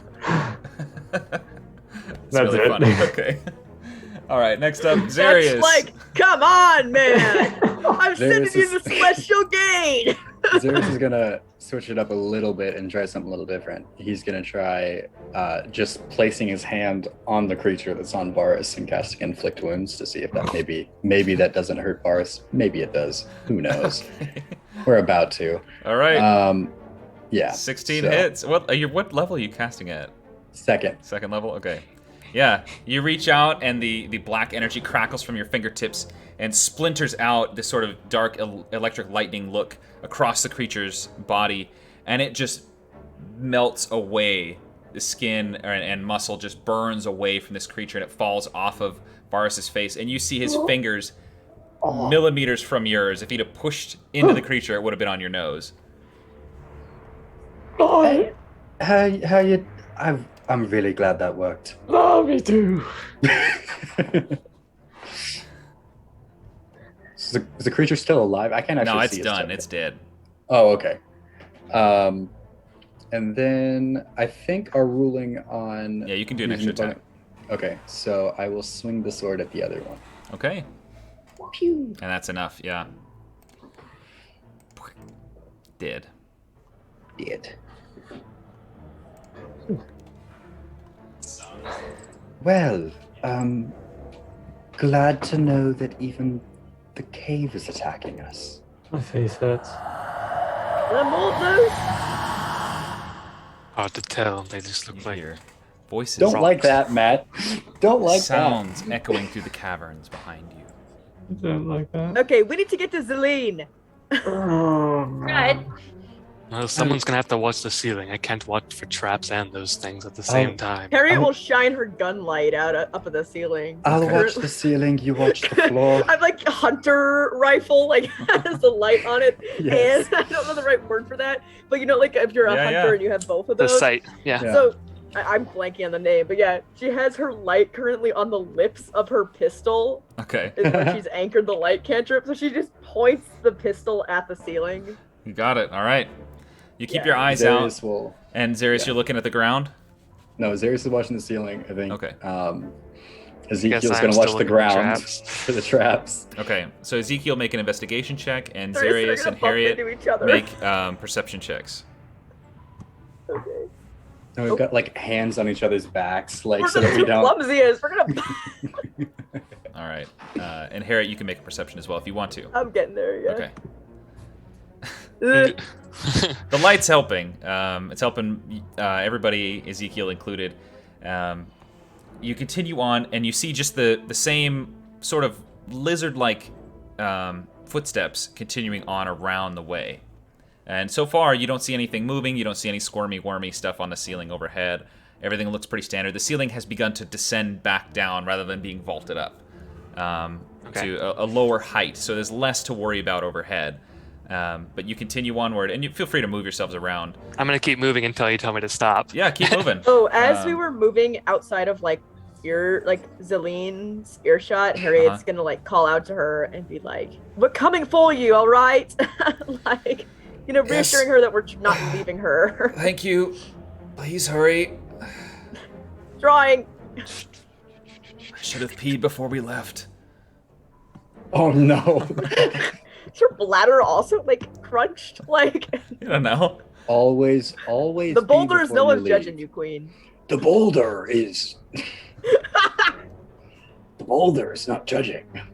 That unlocked like a memory. Running. Conflicted about Running. the boulder. You hurry around this pathway here and realize that they probably just loop back together. And that this was just a huge trap. It's a Though trap. for what It's a or trap. by whom, you do not know. I don't You- like that. You continue rounding the corner, and you see Zelene is pretty well crushed under these rocks. Her legs from the mid-thigh downward are pinned completely.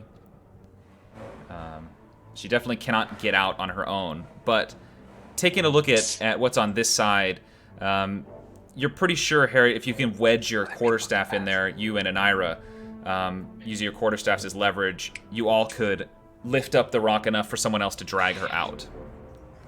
Naira, are you able... If we both use our quarterstaffs, I think we can get this up, maybe? Best use of one I've heard, and I will hop up. I can pull her out from under the rock. Right. I'll help pull on the staff, I guess. All right. I'm not the strongest. Oh dear. I'll give Naira a hand. I'm not the strongest either, but... Okay. Both of us together. Why I'm all the way over here. Oh dear. Okay. The whole party with no one with strength. Oh, yeah. I have 16 strength. What do you want? That's pretty I good. lost What do strength you want from from me? an earlier adventure. It's I been lost. fun. No, I just strength. realized I had all the options to make whatever character I want, and I still made a dexterity character. Oh, yeah, That's we've why got, I'm like, saying it. what is that, It's 3 or just 4 me of and those? these twinks. Okay, Okay, so 1, 2, 3, 4. Yeah, Harriet, 4 now. make an athletics check. Anira and Zarius, go ahead and both make an athletics check, or one of you can do it with advantage. And Kanan, you're going to make a dexterity check, or acrobatics, your choice. Athletics or acrobatics, your choice. Oh no, I'm so sorry. Naira, do we both want to do it? I don't care. I'll do 1 for now, and then you Okay. can do 1 too, I guess. This is so not I'll good. just, yeah. You try the first time to lift up, and you manage to get it just... I mean, you relieve the pressure just a little bit, but you're unable to keep the weight of the rock up, and it falls back down, crashing onto her legs further, and you hear her cry out once more in pain. Sorry. Zarius, hold the quarterstaff. I can. Yeah. What's a good digging at Mole's Dig, right? Mole's Dig? What's the Mole's ground Dig. made of? Stone. Yeah. Okay. I was going to say, I literally have a shovel, but I can't dig through stone. You could try to wedge the He's shovel in panicking. under the rocks and lift it as leverage if you'd like to. I realized that, but you were already all in with the quarterstaff. Zarius has got his whole weight on this Ezekiel, staff, but he's- Ezekiel, don't you have a shovel? Yes. A metal shovel? It's newly repaired. We have someone who can repair it. Ezekiel, Right here with my forge. What do you want me to do with it? what do you think we want? Just wedge it and help us get it up. You had it handled. Should I roll, Matt? Can I even? Yeah, There's like a so lot of everybody go people ahead. around. Yeah, so, I mean, you all are cramming in there, I'm Once assuming, and wedging your stuff. Yeah. So, Harriet, Zarius, Anira, and Ezekiel all roll either athletics or acrobatics, your choice. Athletics, my bad. Oh, Just athletics. athletics or acrobatics? No, or just athletics. There we Nice go, athletics. baby. I was gonna say acrobatics is +3. What? Kanan, you're doing Ezekiel pulled acrobatics again. through. Okay. You managed to get one side up enough, and Kanan, with that roll, you managed to slip your hand in and push Anira's broken legs to the side and managed to slide her out the rest of the way. She cries out in pain. Zalene? Celine, sorry. Yeah. Yeah, Anira, you're down there too now. Just kidding. Your legs are also broken. Yeah. Get ready for the wheelchair arc. I can only carry so many of you. You slide her legs out and pull her out the rest of the way, just in time for the rocks to come crashing down once more, firmly setting in place where Celine just was. I'm gonna move her out of the way here, on top of Anira's token, Well, moving everyone around. What are you gonna do about it? Literally, we be can't do around. anything. I'm leaving. Can I? Oh, Can okay. I immediately cure wounds on her Sure. at like 3rd level? Yeah. Also, how are Varus and Ezekiel looking? Like, pretty beat up from the things? Look Or... hurt for sure. Got scratches on my face. Yeah. And stab or slice marks, depending on how you wield your sword. Okay.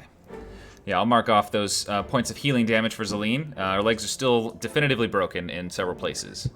I think Zarius will cast Cure Wounds at 1st level on Varus, because if I remember correctly, he got hit in the face by Kanan a whole bunch. So, gain 6 health. and Harriet's gonna kind of, assuming she's closer to her because we're moving her out, kind of trying to not talk super loudly, I guess, because she knows Celine has an ego. You know what I mean? And it's like, I know this isn't ideal. If you want, I'm happy to carry you. Or at least help you walk somewhat. I'm not exactly walking anywhere on my own. I think both legs are broken in 2 places, from what I can tell. If you wouldn't mind, I would appreciate being carried out of here. Of course. I'm not gonna make it on my own. And you're not on your own, so here's to that. And Harriet will pick her up. Okay. Yeah. Is anybody helping? Yes. I mean, she wasn't doing that immediately because she just knew she might say no. You know what I mean? Yeah. So if Zelene consented to that, it would be fine if Kanan helps. Okay. Yeah. Mostly, and Kanan, mostly you're there to keep her legs from just sort of dangling around and, getting hurt far worse. But you've got, between the two of you've got Zelene up and ready. And you can begin to make your exit if you'd like to. Really quick, Zarius has a medkit with 8 uses left on it. Can he? Yeah, you can make makeshift splint. Yeah, you could make a sled out of it. Is what you could do. Yeah, he'll do that. Okay. Should I make it 7 uses or 6 uses? I would say this would take 5 of the uses of your kit. Fine with me. I think I've used it once before. Yeah, you're trying to stretch it out, and you're using the materials that you would normally use for bandages to make a sled that you can strap her to, and stabilize her legs somewhat. We'll do that. So go ahead and also make a medicine check while you do so, with advantage because you're using the kit. Advantage. Medicine is this one. Perfect. Okay, that's good enough. So you get this sort of makeshift sled together. You help Kanan and Harriet slip Zelene into this thing, keep her legs from bouncing around too much, and you all can begin to make your exit if you'd like to.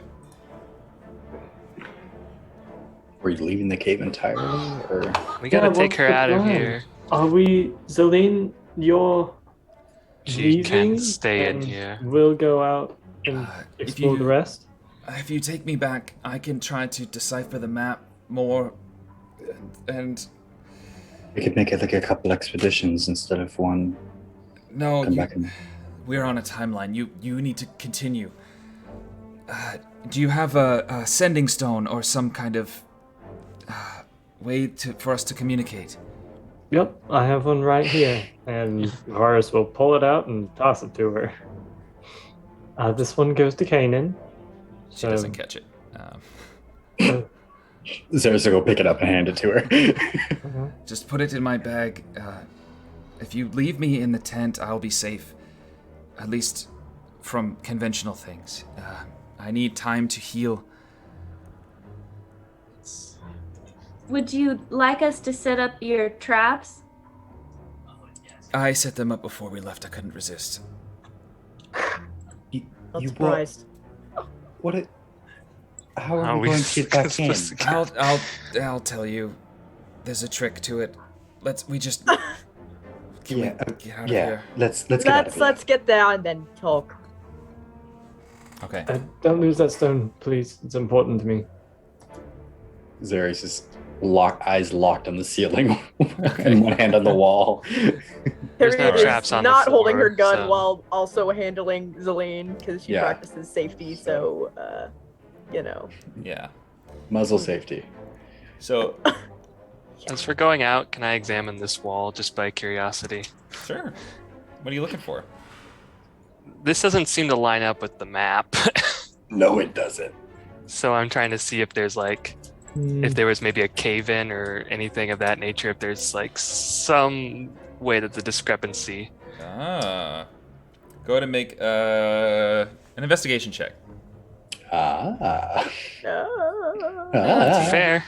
You look around and it definitely seems natural. You don't find any any evidence of like it was caved in or like it has been tampered with. It looks like a natural formation. So it could be that the map's just wrong. So yeah, this seems to be how the cave was formed. Okay. Yeah. And we'll just say for the sake of brevity that you all managed to make it out of the cave safely because you've already made it there, As you're We've already hit all the exiting, traps. yeah. As you're exiting, you hear in the distance the same kind of echoing almost roar that you heard, that especially Kanan and Varus heard before. Can Harriet roar back? Sure. Because she said she would, and she wasn't joking. Okay. Yeah, she'll cryovane roar back specific. Actually, she'll try and emulate it exactly using her actor Sure, feat, yeah. and will roar back exactly what just happened. Okay. You can leave the map. Sorry. Oh, that's funny. I just Off realized the we grid, can- vagabonds. Yeah, Zarius can just God. I lost myself. Where am I? If you go Oh, up, sorry, I you can moved go into everyone the down to the darkness bottom too. left. Okay, I found myself. I Thank can't you. leave the map. I don't know what everyone's talking Come with about. me. Come with me. No, If you no. go up here, Yeah, that's all. Then she'll move. Okay. You all make your way back out of the cave and hurry back to the opening of the octagonal tent structure. As you do so, Zaleen says, slow down. When you open the door, on the bottom right-hand side, there's a wire. Don't hit it. Okay, I'm gonna stand back here. Just don't hit it. And then whoever goes first, if you just pick up the whole thing, it won't go off. Someone else should go in before Kanan and I because we're holding her. Okay, I'll do it. Okay. Okay. Just Are you make sure? just make I it. can give it a try if you want to. I mean, if you're offering, but if not, I can. Fine, I'm used to traps. I'm used to getting hit by them. So make I'll take the bullet on this one. make an acrobatics check. Acrobatics, okay. Yeah, that'll work. Okay. 20, easy enough. As you push open the door, you see immediately the wire that's there. Very easy enough to not shove the door open enough to set it off, and you manage to slip in, stepping over it. And you see it's sitting right in the middle there, wires going to both sides. But sure, true to form, it looks like if you just lift the thing up, the wires will safely detach. Perfect. Okay. All right. So you do so, open the door the rest of the way, and the rest of you bring Zaleen in and set her on the table, I imagine. Okay. Or her nest, whichever she directs, you know? Yeah, she points to the table. Nest. I will need you, someone here, to set the bones. Who can do it? I can probably do that with the assistance of Kanan, if she's willing. Yes, I can. All right. They're human leg bones, so not. Seen a couple of those. Yeah. Okay, I think the left has 2 and the right has 1. All right. Ready? Let's do it. Go ahead and make a medicine check with advantage. All right, I'll make it. Harriet's holding her hand and is like, you can squeeze as hard as you want. Okay. 4. 14. She's gonna break her hand. Let's see. We're gonna set more bones after this. Squeeze your hand scales. pretty hard. I mean, she's definitely, yeah. If you weren't as strong as you are, if you weren't as thick as Harriet is, yeah, you probably have a busted finger. But yeah, you managed to get the first the single bone on her right leg set pretty well. It's not perfect, but it's it's there. Well, there's one. Yes, Doing great. Let's get the rest. Didn't even have to squeeze it all. 2 more.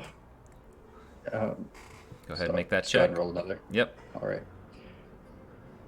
20. That's better. The first not bone, the the six. higher up on her on her thigh, you get perfectly. You line it up, exactly as you could tell, and you manage to splint it in place pretty solidly. She cries out in pain, of course, but yeah, you've just got the last one, her shin. Let's go ahead and make your check. Okay. Last one. Okay. 1, 2. This one it's a pretty clean break. It's pretty easy to get set, and so you manage to line things up again, get it splinted, and Zaleen seems out of danger for the moment being. and then he'll give her a 3rd level cure wounds. Okay. Just kind of to top it off. Yeah. Harriet just like pats her hand and goes, "Great job! You didn't have to squeeze at all." Thank you.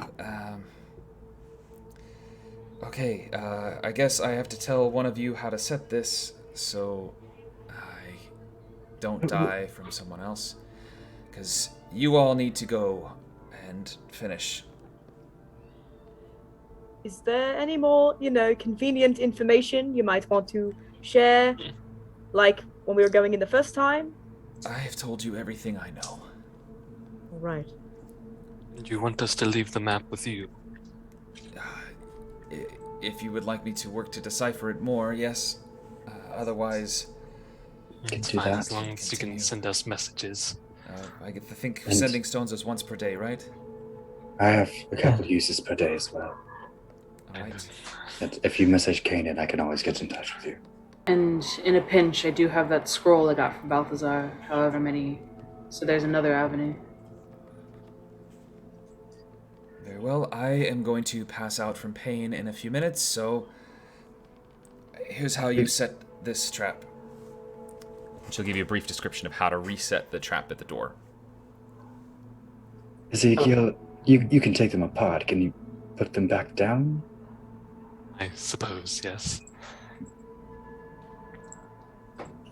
Okay.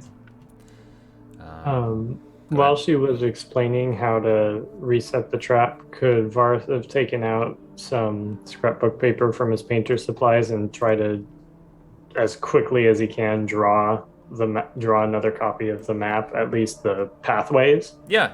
You can just lay it straight on top and trace it. Oh, okay, then yeah. Yeah. I'd say your art paper's not so thick that you couldn't do that, especially with like light from Harriet's gun or something underneath. Yeah, so we'll do that. Just not the words, just the path. So make a performance check with your painter's tools. I believe that'd be dexterity in this case. 28. Yeah, you get a good copy. I mean, you even managed to get the writing that you had already translated written down, partly from memory, partly from tracing it. But you've got the map, we'll say. Just because I'm not going to give you a different version, because Abby made this one. Yeah. So good. It's really good. All right, well, please don't screw it up. And then you see her just slump backwards, asleep. I wish we could promise that. It's okay. We usually come out on top in the end. This is true. Every time so far. So we headed back in. What it Before we sounds do- like. Before we do that, can I get a look at the map, both in character and out of character? Sure.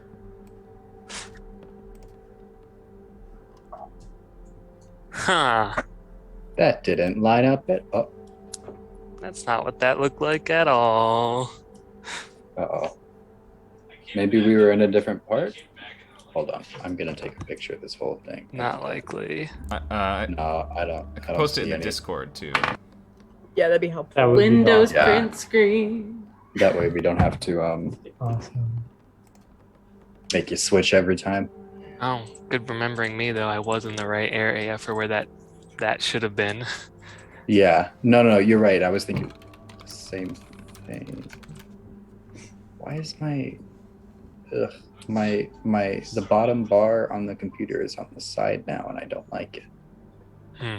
That doesn't make sense, but yeah, because we were like that almost. That didn't really make sense, but unless maybe is there another entrance somewhere? All right. It's entirely possible that there's not a pictured entrance.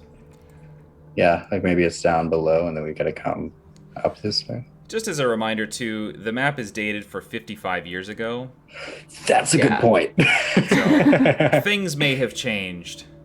Yes, but you know it doesn't change that much? Natural cave formations, which is what I was informed that it was.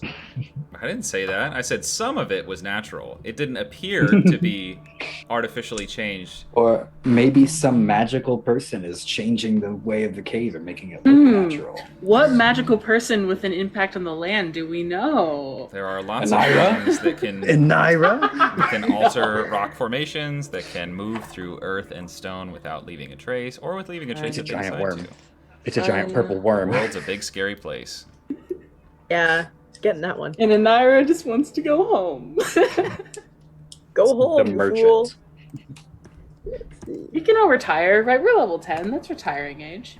We Firing. You know, we can. Where? In this cave? Ezekiel Yeah. was retired. He's out of retirement. That's a good Pulled point. a Actually, sad old That's a man good out of point. retirement. Retiring here where Fetch is building his vacation home? I don't think so. Yeah, We've it's like a gotta- timeshare. guys, we have to end the we have to go beat up Tadriel and then we can retire. We have to make sure Fetch gets his land value up first. Hey, you guys can do whatever you want. I've got 600 years of life left. Yeah, Uh, 600 years I'm gonna of learn a pirate retirement. ship for 2 gold a day. And you gotta like go to that glass city later. What are we doing? Are we Angel going? killers. You're gonna beat up a centaur in a couple hundred years. I can feel it. Centaur of attention? Yeah. Wait, was I a centaur then? I don't remember. Are we going or are we? I think we're going if Ezekiel's looked at the map. I'm satisfied, yes. Do we want to take a dude. short break or do we just want to go right back in? Let's just go. All right. The more time we waste, the more things that could fall in and collapse on us. So That's comforting. You venture back once more into the mine and find yourselves in that same entry area that you were in before. You have 3 paths in front of you. One to the right that you now see all of the footprints that you left in and out, kind of scuffled and scurried about. You see the path straight in front of you, and you see the path to the left. Interestingly, Straight? you Oh. feel the need to make a survival check. I'll get one. Got one. Just 2 people in this case. Oh, Zarius Still on on edge from the advantage. last time. Well, you would have got the nat 20 anyway. Yeah. Together, the both of you on edge from last time. Take a quick look around and notice that there are more of these lizard-like footprints. oh, jeez. there's more of them. They kind of circle around the area, just create a nice clean circle, and that's it. I never liked lizards. So, okay. I'd say with a nat 20, you also notice that kind of poke your head around a little bit, and you notice the leftmost path has on the walls smears of some sort of oily substance on the smooth and neatly carved stone walls, beginning maybe 10 to 20 feet in and extending out of sight. The stuff is now mostly dried, and it smells faintly of like damp vegetation decaying, like a plant that's been chronically overwatered. So this one has weird slimy stuff on the walls. So that's something different. I don't know what that means. Can I walk up and check it out? Sure. What are you looking for? The nature of the slime. Okay, just trying to figure out where it comes from, where it goes. Well, what it Where it comes is, from, where did it Cognato. come from? Where did it go? Yeah. What it is without touching it. I don't want to touch it. Okay. That one hurt. It's gonna make it a physically. little Like- harder. Is it like the slime of dead things? Because I've seen the slime of dead things, Sure. you know? Make a nature check. Since you're not touching it, you'll be at a little bit of a disadvantage, but we'll just knock off some points. I don't know if I can. I'll see what happens. 19. It's not anything that you immediately recognize. It looks like a natural substance, though what would create something like this, you're unsure. I don't know if I can manipulate my spores like this, but can I see if coming into contact with them does anything? Yeah, the stuff here is so you kind of manipulate your spores and control them and encourage them to go and interact with this stuff. It's mostly dry. At this point, you know, where you're at in the tunnel, it's mostly dry. They don't seem to have anything to do with it. They don't seem to give you any kind of indication one way or another about anything. It just seems like they're, bouncing around in the air. I'll look at Zarius and kind of shrug and go back. Well, do we just want to go kind of in order and go straight, or do we want to go to the different one that's to the left? I was going to suggest the left, because I remember there being like some big X thing that might have been crossed off, and we could maybe find out what that is or was. Again, if it's I'm not sure we can trust any of this map. I mean, we can at least see if it's any similar. I don't know. All right. That's where the slime is, right? Yeah, Yep. Slime's on the left. We're going for slimy. I mean, we don't have to. Left it is. Let's go. Okay. Okay. We're gonna circle around them at some point. I'm done going first. Watch out for traps. Oh, that's a good point. I was watching the ceiling. Yeah, what's the order of march here? Sarius will go first. Varus will be right behind. I need to find my Kanan will be Varus. near Varus. Lars, could you watch the ceiling while I watch the ground? Sure. I'll leave room for Kanan. I'll go after Kanan. So Zarius will look at the ground for any more wires or Okay. pressure pads or anything anything weird in the cave, pitfall traps. Okay. So yeah, feel free to put yourselves in the order that you're traveling in, and who Maybe among one you? Kanan up further. Yeah, I'm leaving room for you, Kanan, if you wanted to be after Varus, like you said. Who among you is traveling stealthily, or is everybody I- nobody? Zarius will be kind of Okay, try so to be everyone's stealthy. going stealthy. Go ahead and everyone roll stealth checks. Better than the first time. Am I Quite a bit still better. rolling at disadvantage because of the big old light? If you got a light on, yeah. Yep. My light is no longer on, but I Stealth still only got a 10. time.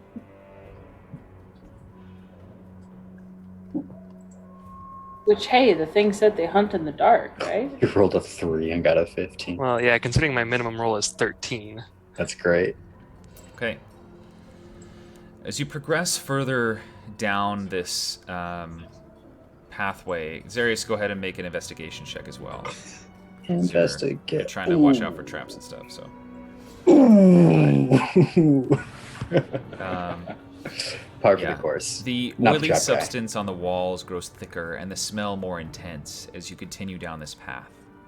You push forward, noticing small bits of rotted fabric and splinters of wood, along with some mining debris mixed into the soft dust floor every so often. The footsteps on the ground continue, leading you further down the way, and soon the oily stuff on the walls has grown thick enough to have its own color. A sort of shimmering rust orange against the tan and gray rock of the mine shaft. The slime seems to almost glisten with a wet viscosity and now completely covers the walls and ceiling as you progress up further.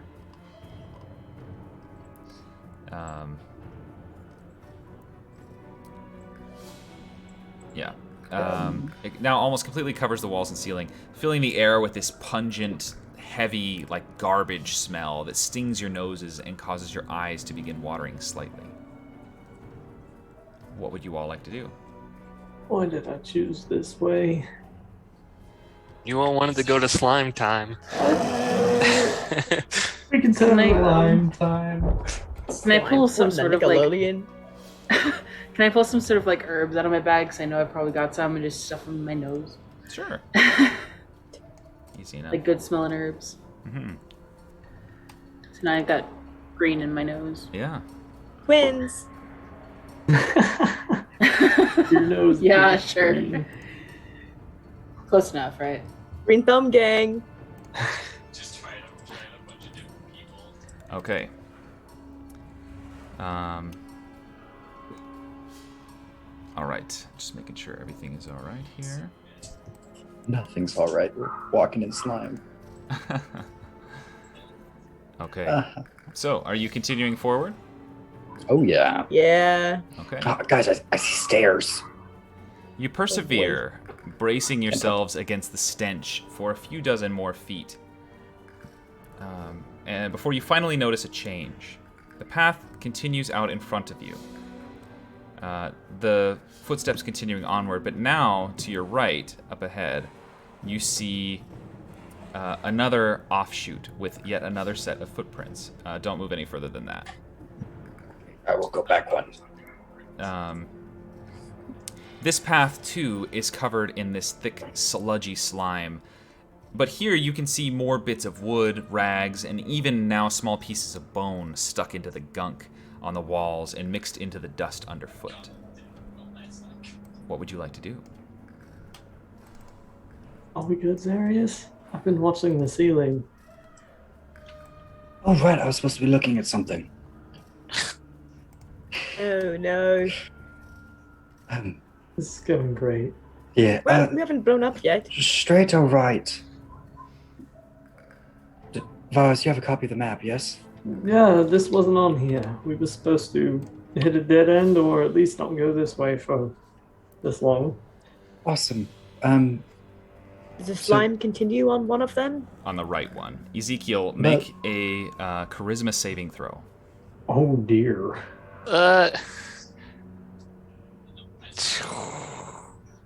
Charisma save? What's happening? There it is. It took a long time to get there. Where's Ezekiel? Oh. You feel like a prey sense trigger on the back of your head, and you feel the hair stand on your neck.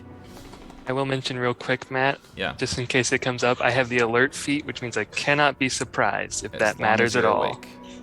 As long as I'm not unconscious, yes. He's about to be made asleep. That's a very strong possibility Yeah. with how Matt just worded that. But I feel like a danger sense. You feel your danger sense from your alert feat. That kind of, preternatural sense that something's not right. Something is amiss here. And you turn back behind you to check and see, and you see nothing. That creeping sense that you felt sort of try to force its way into your mind recede and disappear, and you hear a quiet howl echo through the chambers.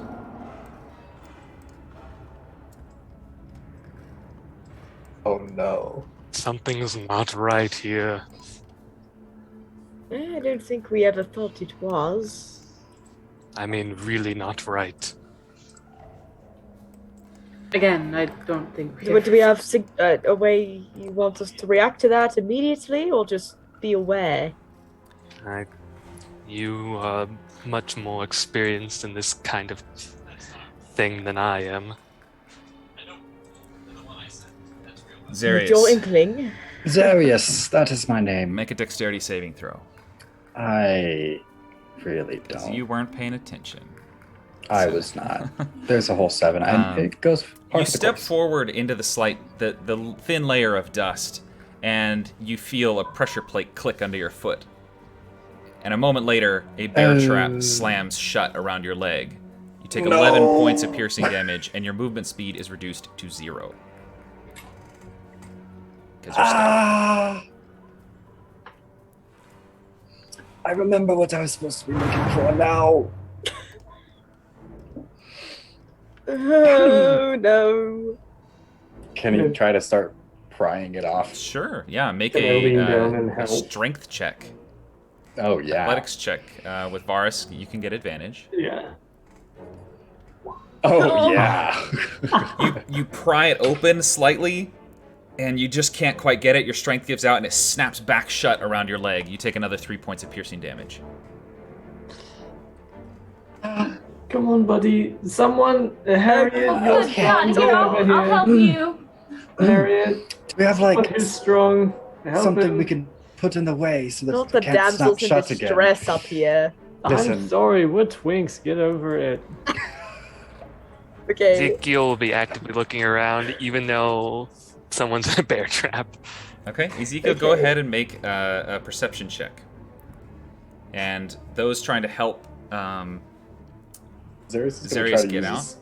his sword again to like make it so that even if it snaps shut, it like at least gets slowed down by the sword because that hurt. Good try, yeah. So whoever's helping, I don't know who's taking charge on trying to get out. Okay, yeah. Jesus Christ! Kanan just walks up. Yeah, Kanan comes over and just goes, "What's the big deal, guys?" You know. Just Oh my god. My perception check was not Harriet good. falls into the freaking trap. Lord. Ezekiel, you're pretty preoccupied with that feeling you got behind you. You are watching that direction pretty closely, and you got a good feeling of what's going on. A moment passes. You don't see. And the other direction. Oh no. And Ira, you feel the need to make a charisma saving throw.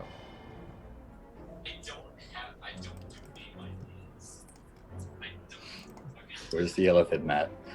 Is it on the ceiling? And Ira, roll a d8. Oh no. What if I didn't? What if... Oh, that's probably not good. That's probably terrible. I'm probably dead. You could want low, or you could have wanted Yeah, high. maybe it's just deciding who to attack. You hear How many of a these? strange sensation in your mind, a sound that kind of sounds like a skittering, almost like a chirping noise, echo, and it just dominates your thoughts. Your mind is completely blank, and you feel yourself recede into a passive state. And then you hear the simple, kill. No. And that's where we're going to end the session. Matt. Matt, no. Ezekiel, They could you all see, kill me, Matt. turning your head around, you see the slime on the wall shimmer and move and step out into a horrifying lizard-like shape, rising up 8.5 feet tall. Oh, How many? that's a few. That's a couple. I keep trying to avoid danger, and I keep ending up in it. Danger's one of the our more you middle struggle, names, the so I more. got This is true. And that's where we're going to end it. 'Cause Wow. we're at And we've got 8:30. the 2-week break. That's right. Oh yeah. The more you struggle to escape, the closer you come to me. So if you want to know inspiration for this monster this time, it's So we from... can research it. If Can you'd I like have to, more yeah. It's, what is it called? I'll look it up real Oat quick. Studios. Yeah, Oat Studios. Oats. Oats So good. Studios. Brother, bring me oats. And it's called Raka. Brother, bring Brother. me roots. Yeah, Oat Studios Volume 1, Raka. This was spooky. Is that like another D&D AKA. campaign? Nope, Or... it's a video series made by this company called Oat Studios, but Oh, It's Nice. so good. yeah, it's good. They make It's like just- short movies, cool CG effects. A lot of them are old now, but Huh. Oh, That's they're really still neat. amazing. yeah, they're really good. Phenomenal acting. Yeah, Cool. really Okay. freaky Sigourney and Weaver. weird too. I look forward to dying to this thing in 2 weeks. Me Can't as wait. well. Okay, Right. well, that's where we're going to end it tonight. Thank you for the players joining. Thank you for joining and coming on this fun exploration in the mine shaft. And thank you to our viewers, of course, for watching us as well. If you missed any previous episodes that you want to catch up on, Love you can watch you. them on YouTube. Search up Baggage Claim D&D. And if that's you're where we're Canada gonna end it. Dry, Yeah. call us. Yep. Sponsor us. Hit us up. We got a number, I think. Yeah. Maybe. Probably We got not. an email. We got an email. 222. Send us a message, 20 words or less. Yeah. Once a There day. you go. Yeah. Yeah. Bye. And Zarius will be right back with you. Bye, guys. Bye, everyone. Bye. Oh, we're not out yet. I didn't scroll down to the end. Oh, they're stuck with us. God.